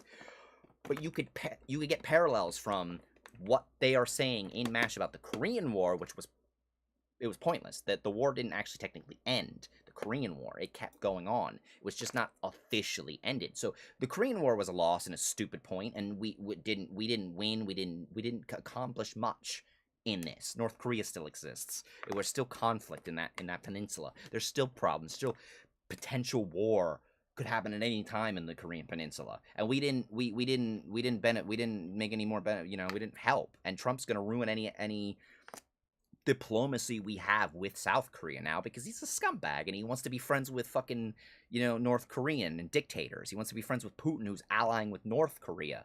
So the parallels that this is the Korean War commentary, but also commentary on the Vietnam War, because there's so many parallels between those. But we could take that and we can use those parallels and figure out, what the fuck are we doing now? War ain't good. I mean, listen to the lyrics of this song. Taking your own life is painless is not really it's tricky. But the Vietnam War and the Korean War were two wars we lost to superpowers, so we should have won. We really lost Vietnam. We got our asses handed. Vietnam was costly, it cost lives, it caused a lot of traumas and a lot of problems, and there are people probably around to this day that still have PTSD and issues from Vietnam, and that's sad that's how we treat. And this man wants to get rid of people that are in our government. A lot of people that work for the government, they're civil servants that want to serve their country, and a lot of times these are veterans. Not everybody is, but a lot of them are veterans, because these veterans, they retire from the war because from military work, because they get too old, or it's a lot of work to be in the military. It's a lot of work. So you got to honor your military, anybody that served in the military, because it's there's a lot of stuff that gets done in the military. A lot of physical work, even if it's not war. It may not be war, but it's a lot of a lot of training goes on. A lot of training, a lot of physical stuff. You can get worn out very easily in your life, so you'll retire earlier, because you'll be able to retire early.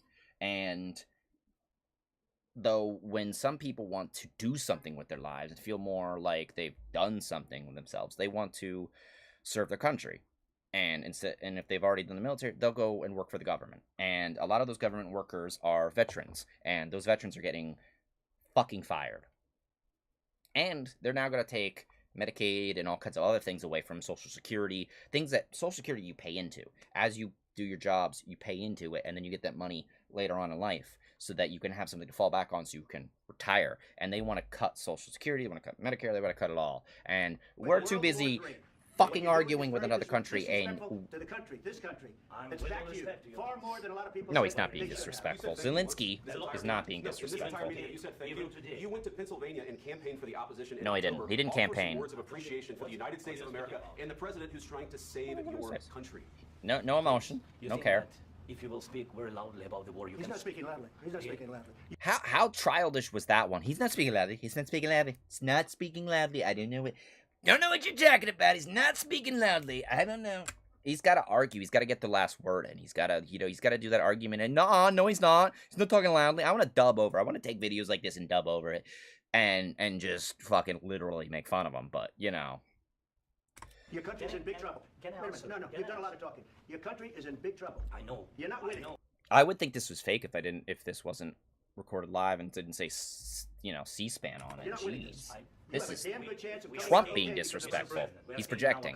You're being disrespectful. We've been alone, and we are thankful. I said thanks you haven't in been this alone. cabinet. You haven't been alone. We gave you, through this stupid president, $350 billion. We gave you military equipment, and you men are brave, but they had to use our military equipment. If you didn't have our military equipment, this war would have been over in 2 weeks. In 3 days, I heard it from Putin. In 3 days. This is something maybe new. Less. In 2 weeks, of yeah. course, yes. Yeah, he's repeating lines that Putin said, or similar lines of Putin. That's effed up. That's messed up. Accept that there are disagreements, and let's go litigate those disagreements rather than trying to fight it out in the American media when you're wrong. We know that you're wrong. But you see, I think it's good for the American people to see what's going on. He just called Zelensky absolutely wrong. The one that knows how the war is going, because he has to be right, otherwise bad shit happens to his civilians. You think Zelensky's gonna want to be wrong during a war? Then you tell us, I don't want a ceasefire. I don't want a ceasefire. I want to go, and I want this. Look. If you could get a ceasefire right now, I tell you, you take it so the bullets stop flying and your men stop getting killed. Of course, we want to stop the war. But you're saying you don't want a ceasefire. I said to you, I want a ceasefire. with guarantees. Because you get a ceasefire faster than an agreement. Ask our people about ceasefire, what they think. That wasn't with me. That wasn't with me. Yeah, it doesn't. It really doesn't matter what Trump thinks. Zelensky's kind of right on this one. Basically, it doesn't matter what United States people want or Trump wants. It's what the Ukrainian people want. It's their country. They get to say. Zelensky gets to say. They get to decide what they do with their country. I don't know why we gotta enforce and do this. Are we going back to American imperialism? Are we gonna invade Ukraine? Are we gonna be the ones that take over Ukraine? Because at that point, it's like, how easy would it be to then just hand it right over to Putin? And Zelensky needs to I hate to say this because I don't want Zelensky to just go, all right, whatever, fuck you, I don't need your shit, because he probably does. And that the problem is, after this meeting, he just kind of just consigns to it. He consigns and he apologizes or something, and he has no reason to apologize. He doesn't have to apologize. That was with Obama. It was your president. Excuse me. That was with Obama, who gave you sheets, and I gave you javelins. Yes. I gave you the javelins to take out. I gave you better shit. I gave you a better gift this Christmas. That's all he's arguing. He has to be better than Obama, because remember, Trump's actually racist. And I know a lot of people are going, oh, you can't call Trump racist. Look up the New York 5. The Central Park 5, excuse me, the Central Park 5. Central Park 5, if you want to know how racist Trump is, and I mean with actual evidence, because a lot of Republicans will look at you and go, Trump's not racist, and then you're like, oh, do you need evidence? Because I'll give it to you if you want evidence. Oh, there's a documentary. Okay, I should watch that. That looks interesting. Central Park 5 case was a criminal concern. Yeah, assault and of Trisha Miller. Yeah. And what happens was, I believe 5 African Americans were blamed of the crime. Okay, so 6 teenagers was indicted. Oh, it's 6. Okay, all right, here we go. 6 teenagers were indicted in relation to the assault. Charges against 1 were dropped. Okay, so 1. Okay, that's why it's 5. Okay, that's why it's 5. Yeah, were dropped after he pleaded guilty to a different assault. The remaining 5, these men should be known to history because they were falsely imprisoned for this, I believe. Were convicted of the charged offenses and served sentences ranging from 7 to 13 years. These people were wrongly convicted of a crime they did not commit. And if you know, let's see, attacks.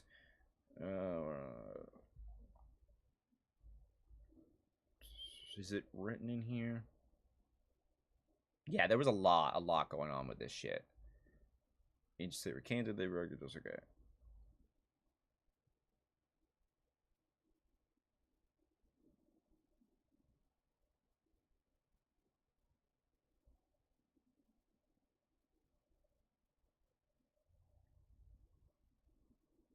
Oh, yeah, here it is. It's got its own section. That's how major this was. About 10 days after the boys started to confess, the real estate magnate Donald Trump, yes, our now president again, was right here. Look at that signature. You know that signature. That signature is... Oh, I'm sorry. My camera's on this one.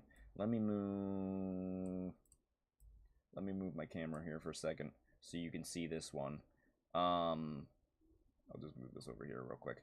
Donald Trump's signature is right here. Right here. Oh, yeah, I could click on that there. That's Donald Trump's signature. If you want to deny... You can read this right here. You can read, bring back the death penalty. Bring back our police. Yeah, 5 people that got exonerated for a crime, by the way. After all these years, they were exonerated later on with this stuff. Yeah, they were exonerated. Pretty sure they were. Taken on the 1st of 89. Trump's been racist for a long time. He's always been racist. He's always rude. And that new movie suggests he might be a little bit more flamboyant than he likes to admit, which is kind of funny because the Republicans wouldn't like that. So, pointing out that does not name any defendant instead of referring objectively to rolling bans and wild criminals as a particular offense in this case. Trump said in 2002 he greatly respected District Attorney Myrna and was sure the right answer will come out. However, in 2016, in 2016, Trump, they admitted they were guilty. The fact... I'm sorry. What does he say? Quote Trump. Quote Trump. They admitted they were guilty. The fact that the case was settled with so much evidence against them is outrageous. Obviously, because the Central Park CNN assesses that Trump obviously believes that Central Park are guilty. It cannot be said he's lying or misleading, though his opinion is contrary to the financial settlement in 2014.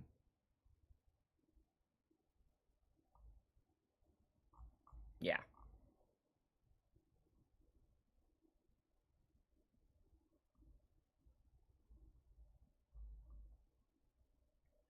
Criminal actions, and then where is it? Oh, a bunch of the whole plea deals and everything. The appeals 4th to 6th was appeal their convictions. Convictions were upheld.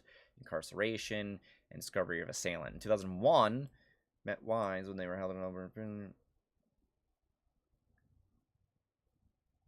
Oh, he informed, yeah, the actual guy confessed in 2001, 2002. He had assaulted and done what he did to her, and was 17-year-old at the time of assault and said he committed it alone. He also said that he intended to burglarize the victim's apartment. He was believed to have done this to another woman in the same area during the day on the 17th, 2 days before the attack. Initially, this case was investigated as a homicide, and on the 17th, it was investigated as an assault. The NYPD did not have a DNA base until 1994. After that, detectives and prosecutors had access to common. So, because of confession occurred over the New York then 5-year statute of limitation has passed, he was not charged with the offense. He claimed it forward because it was the right thing to do.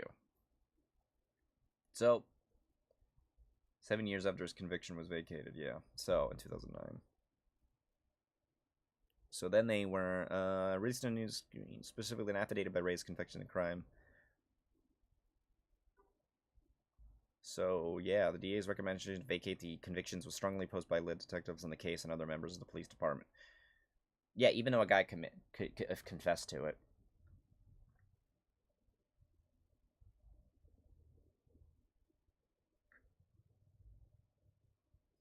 So, this was a major thing in...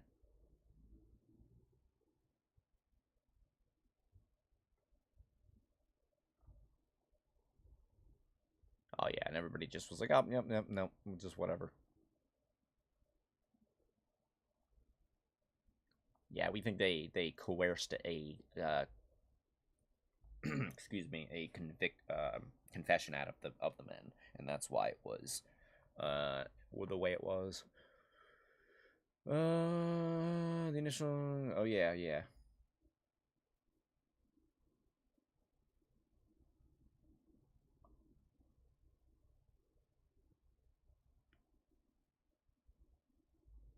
So, yeah, you guys can check all of that out. But yeah, seriously, Trump still to this day thinks that they were the actual, oh, yeah, honoring the exonerated. So now there is a placard here to honor these people because, well, yeah, they were convicted of a crime they didn't commit. You don't have any And he guards. still thinks that. It's going to be a tough deal to make because the attitudes have to change. What if Russia breaks ceasefire? What if Russia breaks peace talks? What do you then? I understand that it's a heated conversation right now. What are you saying? She's asking, what if Russia breaks the ceasefire? What if anything? What if a bomb drops on your head right now? Okay. See, he just doesn't want to answer the question. He's trying to subvert that. It's disgusting. This is not how I want my country to treat the other countries in the world. They respect me. Let me tell you, Putin went through a hell of a People lot don't with me. He respect went you, through a bro. phony People witch don't hunt respect where you, they Trump. used him and Russia. You ever hear that deal? That was a phony Hunter Biden, Joe Biden scam. Hillary Clinton, Shifty Adam Schiff. It was a Democrat scam. And he had to go through that. And he did go through it. I'm starting to really think that there was something to Russiagate. Maybe he didn't do anything illegal, but he definitely colludes with Russia. He definitely works for I mean, they deleted an article recently that said he has a code name and was a KGB agent in the 80s or something like that. Could be just a conspiracy. Maybe that's why the article was deleted. Who knows? He might have broken deals with Obama and Bush, and he might have broken them with Biden. He did, maybe. Maybe he didn't. I don't know what happened. But he didn't break them with me. He wants to make a deal. I don't know if he can make a deal. The problem is, I've empowered you to be a tough guy. And I don't think you'd be a tough guy without the United States. And your people are very brave. But you're either going to make a deal or we're out. And if we're out... Yeah, and he knows that, and that's why you're using your leverage to fuck with him and piss him off. Now look at him, he looks uncomfortable, and it's so... You're in a much better position. But you're not acting at all thankful. And that's not a nice thing. I'll be honest, that's not a nice thing. All right, I think we've seen enough. What do you think? Huh? This is going to be great television, I will say that. That's all he cares about, and how many people laughed at that? That wasn't funny. That was not the time to laugh. We'll see. Yeah, see, the subtitles can't even catch anything.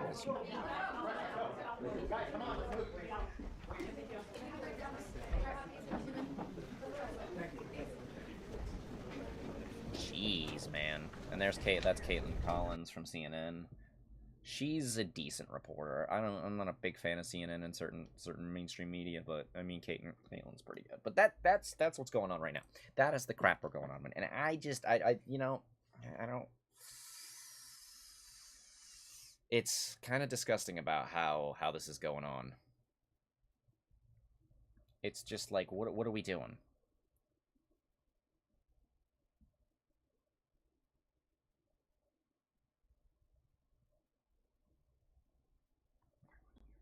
Okay, sure.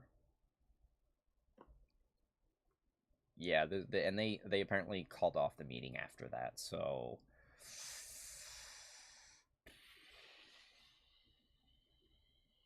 So what is everybody saying? Let's see what... So we went from I Trump like the this peacemaker guy's ceasefire to we're not...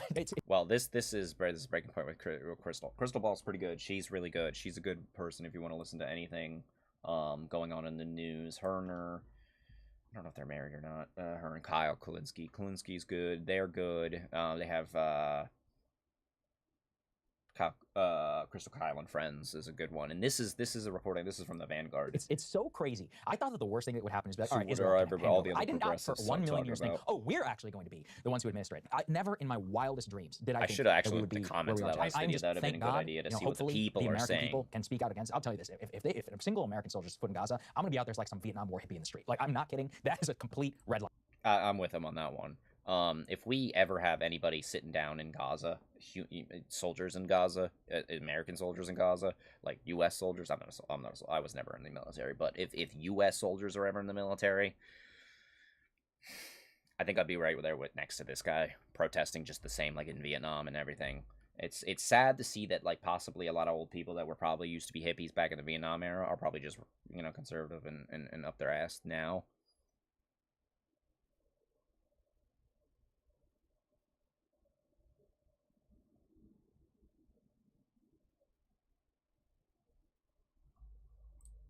I think it should be for everybody. This is if you want a ticket to not only losing for a generation, destroying your legacy, this would be a footnote to a disastrous middle war in the Middle East. So I have nothing else to say about it. It's insane. I could go on forever. Insane. It makes me want to lose my mind. Where is the anti-war coalition? I'm seeing people who I've known for 20 years who have spoken against neocons and saying, oh, we could happily administer. God, am I losing my mind? I mean, what happened? I knew that the right and many others were craven whenever it came to Afghanistan, and they never really believed what they said. I didn't really believe that it was this bad that we were actually going to be on board. Imperialism through bullying like Greenland, I'm like fine with, but this is too much. This is one of those where, I mean, we've learned no lessons. It seems Trump is he's serious. let's get into breaking points. I think that there's definitely been some tension on the set of breaking points, and that's certainly been noticed in the comment section. A lot of people have noticed the intensity between Crystal and Saagar in a couple different exchanges. Recently, they've had a couple debates that literally went on for like 40, 50 minutes. People in the comments were like, all right, guys, we get the point, you disagree, but they really had to hammer everything out. And Saagar actually has been getting a fair amount of criticism, I would say, specifically, when he tries to respond to and defend the coup, essentially, that Elon Musk and his cronies have engaged in. Saagar even hilariously compared it to FDR. But that aside, people in the comment section have not been the most kind to Saagar. It doesn't seem like there's too many MAGA supporters left at Breaking Points that are really down for this kind of this is the thing gaslighting. I wanted to as you see here too. This one is a comment, on a video that's not the one we're going to be reacting to. All right, so they're just talking about a bunch of other reporters and stuff, and I don't really care about each individual reporter. Sometimes I want to know what's actually going on in the news and teach people and show people that stuff. No offense to the Vanguard, they do good reporting and stuff like that on what's going on with who to trust. Like, if you want to know who to trust and all that, and who gets called out and who's not good people to listen to on the internet, Vanguard's a good place to get a good start, a good foothold. I wish they would report more on directly on the news and talk about their opinions on that stuff and not on what other people are reporting on that person's opinions in the news. Although it is good to point out the people that when they talk about something and they don't know what the fuck they're talking about, what they were doing on that video, and they're calling out a guy who has some shitty opinions, and I appreciate that, because we need to call out people when they have shitty opinions on stuff like this, because it's detrimental right now. We don't have no room for wiggle room right now. We're fucked. There's a constitutional crisis in this country. Right now we're going to go out to Fort Lauderdale International Airport, where the Tate brothers are just leaving the airport. We understand. Yeah, this fucking asshole. So Trump gets fucking what's his name in this country. He gets the Tate brothers in the country. The Tate brothers are supposed to be on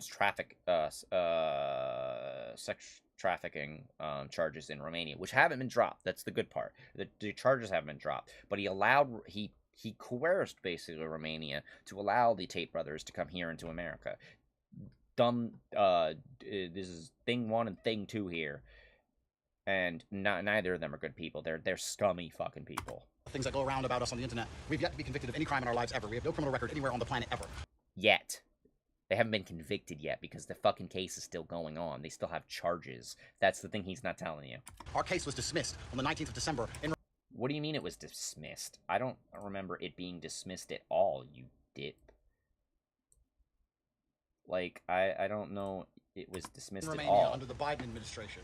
And our prosecutor recently decided, because we have no active... Yeah, and it's guys like this that radicalized a lot of younger men, and why Trump won. So of course he's going to come over and kiss his king's ass. Indictment in court to let us go and return. This is a democratic society. It's supposed to be innocent until proven guilty, as my brother and I are. And I think it's extremely important that we stop allowing media spin, wrap-up smears, lies, or carefully constructed narratives from George Soros-funded operations. They always go to that one. They always go, George Soros funded. It's just a talking point that they like to repeat. Some other Republican or some other politician said this, so they got to repeat it. They got to say it over and over again so that you get this in your head, so that the only thing that the people that are Republicans, the civilians, talk about are these talking points, and they can't debate. And you're like, no wonder you're an idiot, because you don't know what you're talking about. You just have catchphrases basically to repeat, to be like, well, so then you say something and they already have a line made up. They already have a line ready in their head that they could just spit out like a deck of cards. They just have them on cards. They're like, wait, I know this one. Uno reverse. And you're like, that's not how that works. This is a debate. We're not playing Uno. Trying to destroy the reputations of good people who have no intention to do anything other than follow the law. Andrew, what about President Trump? Will you return to Romania? What about President Trump? Did Donald Trump help you? Yeah, of course Donald Trump helped him. How do you think he's here? There's only one way he would have been able to, reason he would have been able to leave the country. At the top of the hour, as you see, the brothers Andrew and Tristan Tate, they are leaving Fort Lauderdale Airport right now. We know that they had a travel ban banning them from travel, but according to their lawyers, and not to mention, this is the other fucking thing that's funny. The Republican governor, Ron DeSantis, actually doesn't like the fact that they're here. As you can see, live proof right here. He should be kissing Trump's ass because he's a Republican, Florida, but they do have he's still pissed off from the to be back in Romania on March 24th. From the election cycle and not getting the nomination because, well, yeah, Trump was going to get the nomination. There wasn't ever going to be anybody else in the Republican Party. So we're going to hear from Rosh right now. He was there from the moment they arrived. Rosh, what can you tell us that they have said to you? What have you heard? And we see a lot of people out there right now, Rosh. Well, Andrew, hold on one second here. Can you take the camera? Yeah. Hold on one second. Let me turn the camera around so I can actually talk to you. We're hot. We're hot. Here we go. Here we go. So, Andrew Tate just came out. What was very interesting is that he actually spoke. We didn't know if he would speak, and there were a lot of questions about why he is here in South Florida in the first place. I tried to ask him a question about President Trump. He didn't answer that as he was walking out, and oh man, these comments are going to be travel restriction. A lot of people don't know they're American. Oh, are they American citizens? Yeah, they are. Somehow, those travel restrictions were lifted, and they chose to come to South Florida. Why did they choose to come to South Florida? We don't quite know that, but as Andrew Tate came out, and I don't know if we can. Hopefully we'll get you a soundbite of his before the end of the show. He basically said, you know, innocent until proven guilty. He went on his whole spiel. Now, the thing about the Tate brothers is they're extremely influential, millions of followers online, extremely controversial as well. There's two big questions with this story.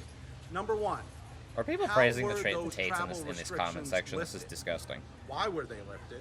Number two, why did they come to South Florida? Now, we did hear from Governor DeSantis. He says that he had no idea that they were even coming. He found out from the media, but you could see the attention here inside of this people airport. Were saying just because they couldn't convict him after people don't know how laws work in other countries. But Andrew Tate did come out. Tristan didn't talk. Andrew did come out, gave a statement basically saying, innocent until proven guilty. Wanted to bring that to you live, and we did. Back to you. I'm sure we'll talk about this a little bit later, but again, the charges have not been dropped, but the ban has been lifted, and they are due back in Romania on March 24th. Yeah, so less than a month away. You're an idiot. Why do they come from Miami? Because he's a party. This comment is so ignorant and so stupid. It's not even funny. It's like, do you even know?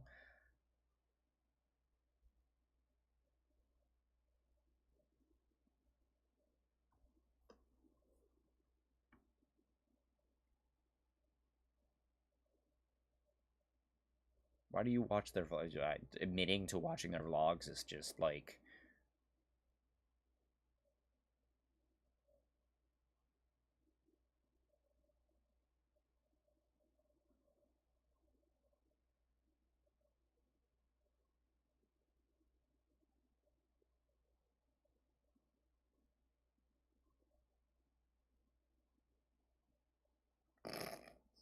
Oh man, these comments are so lost. This country's screwed if you really think.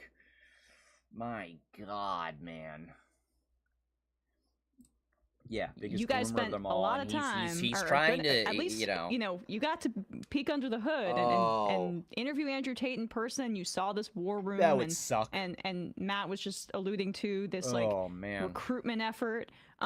Just take us now inside of Tate's facilities and like what you saw and experienced as journalists firsthand when you went there.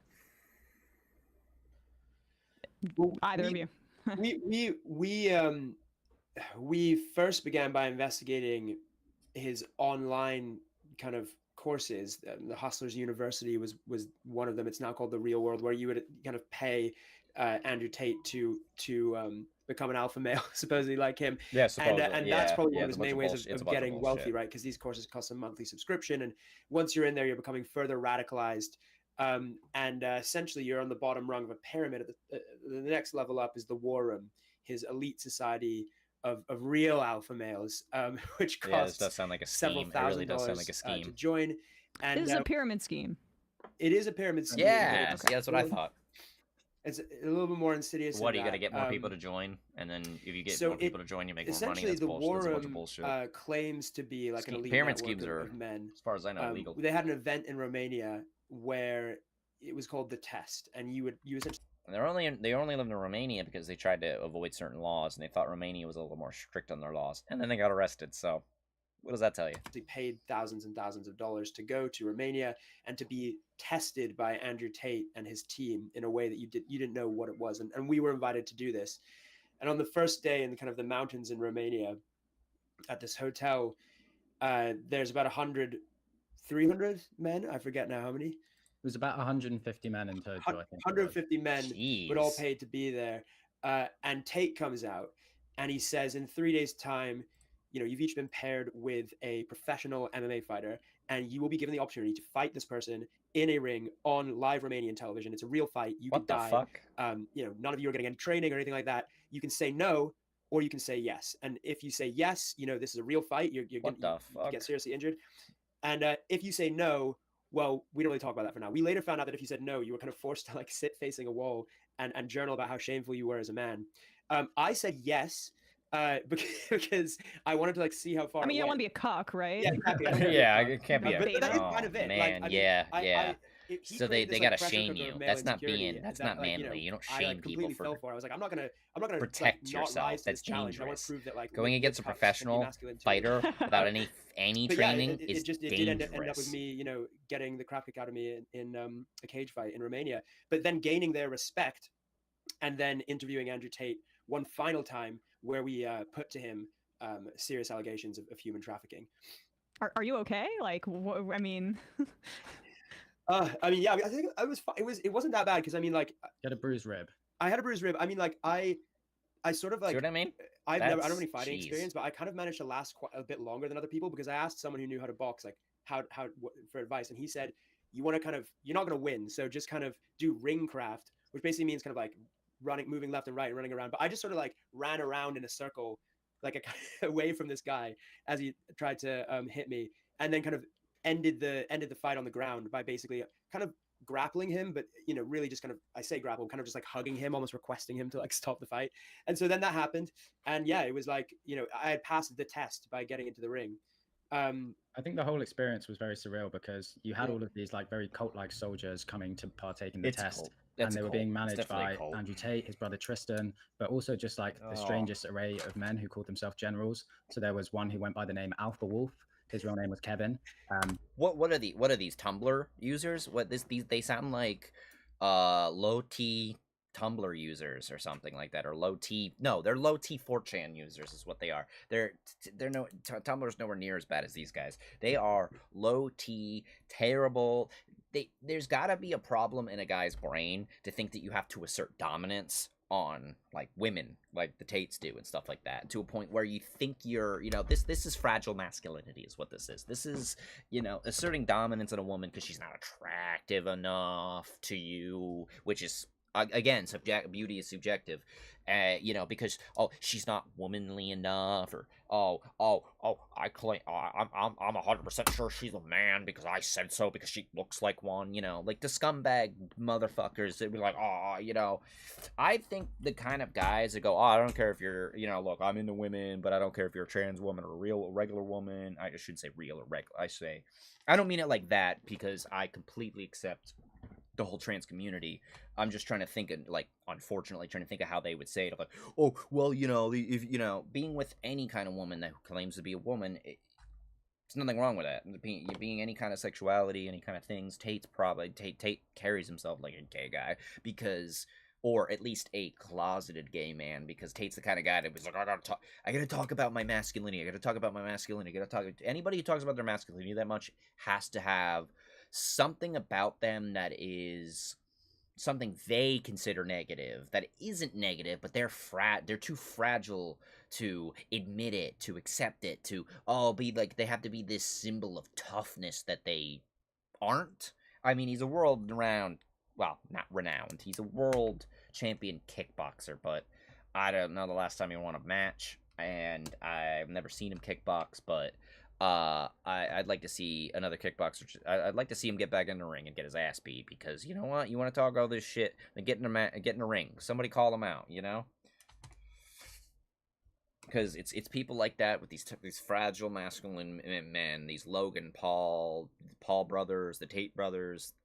What is it with duos of men that just exclude masculinity or think they do, and then they just basically make everybody go, see, this is how men are.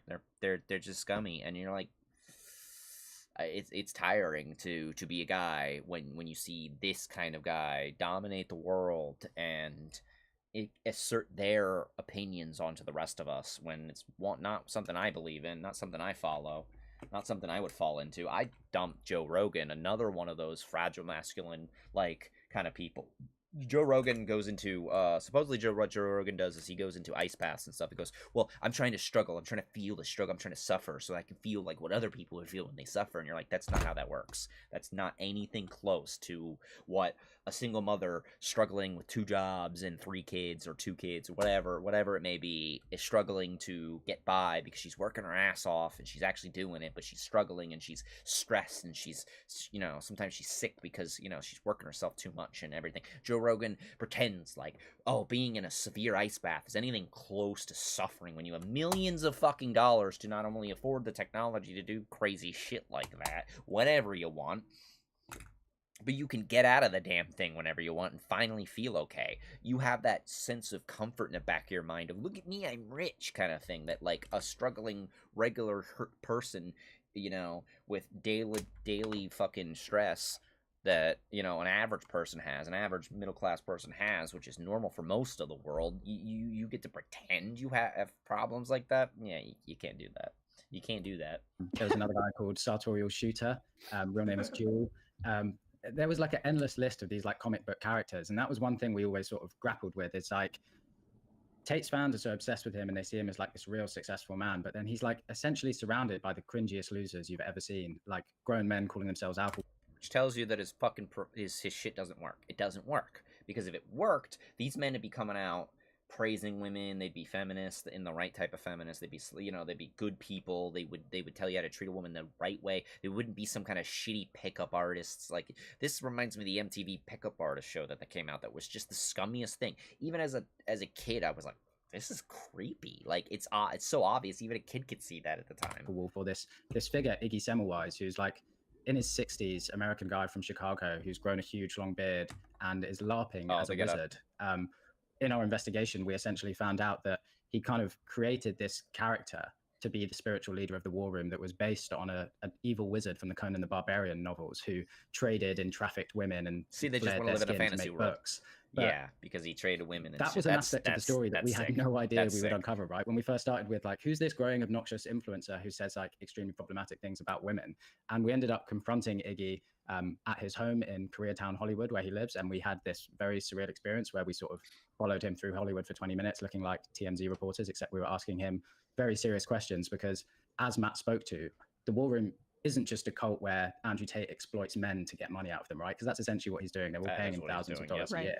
But he also teaches those same men how to exploit women to make money for themselves. And Iggy Semmelweis, or Miles Sonkin in particular, we uncovered, 2 years worth of messages from their private chat rooms. And he was guiding men around the world on how to essentially traffic women. He was saying, we want to try and isolate them from their families, isolate them from their friends, create false arguments, and then to get them to apologize, they have to tattoo your name on them. Oh, they don't want to do it. Here's pictures of other men with their women's name, other women with their boyfriends' names tattooed on them. Wow. Show them to the woman to guilt them into doing it. All of these sort of very classic trafficking techniques that you've seen, used across parts of the world and also in pimping culture. These were being taught directly in this war room, and that was kind of the culmination of our investigation. Well, yeah, I'm gonna leave the video there because that's enough. If you want to go watch that, obviously there's the video, but go check out the Majority Report. Very good reportings. Emma Videlin is the host here in the middle. She's very, very, very good at what she says and what she does. She speaks out when a lot of people don't. She actually stands up and actually is a good debater too. She's a very good debater when it comes to being on a panel of another show. She's smart.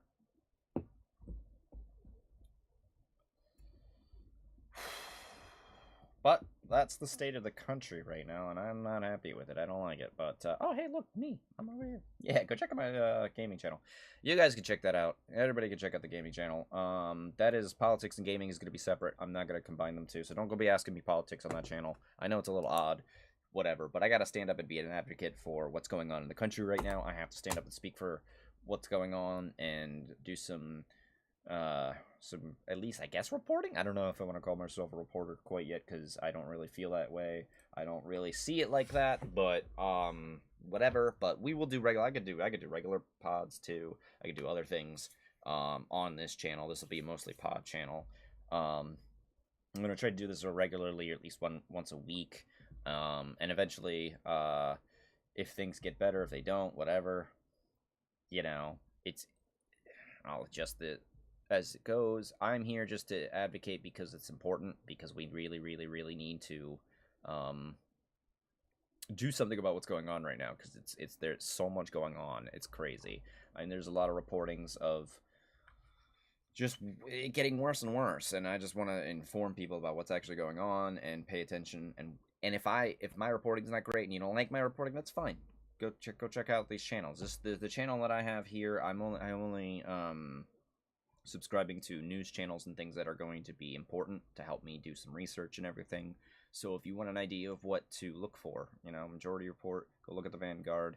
Secular Talk is very good. Kyle's a very, very good reporter. So if you want some good reporting, if anything I can do is to at least direct you in the right direction to progressive policies that could better America, regardless of what party you think you are or what way you lean. I'm here to try and just at least help out and to learn myself, to force myself to just take it, consume it, and learn how to, okay, how do I think about it without just getting stressed out and getting pissed off, because, and eventually I'm going to start posting places when people start protesting and stuff like that. There was supposed to be a blackout as of yesterday of any kind of spending, except for local businesses, but, for me, that's very tough, because, my wife bought groceries from big places yesterday, and I really don't have a choice, because, when you're a busy person and you have a 9-to-5 job, you don't really have enough time for this kind of reporting like some of these reporters do. And I'm so glad that they exist, because they do tell us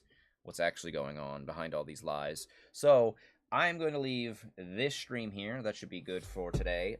If you guys have anything you want me to report on, talk about, think about, I write notes down. I write plenty of notes down about what's going on as I listen to them at work.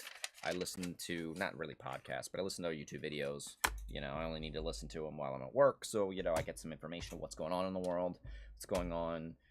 I will update if anything severely comes on, and I'm ready with my stuff to be able to go live anytime I feel something major goes on. I would have did it last night, but I had to get up at very, very early this morning, so I'm very tired. But, yeah, thank you guys for watching. Thank you to anybody who watches this video. Be sure to like and subscribe. Tell me what you think. Tell me what's going on of anything. And as a notification for everybody, I think I will do my Bob Barker bit for every episode. I think I will make it a regular to tell you if you have any problems with what's going on in the world around you and the governors, contact, as an American, please contact your local representative in the United States government and tell them exactly how you feel. Tell them how you feel. Tell them. Call them again. If nothing happened, call them again. Annoy the living hell out of your local representative until something is done about it, because a lot of these representatives sit around and don't do anything. And as I said, the Democrats are sleepy right now, and that is dangerous because we're in a constitutional crisis. So be sure to like and subscribe, and hopefully I will see you guys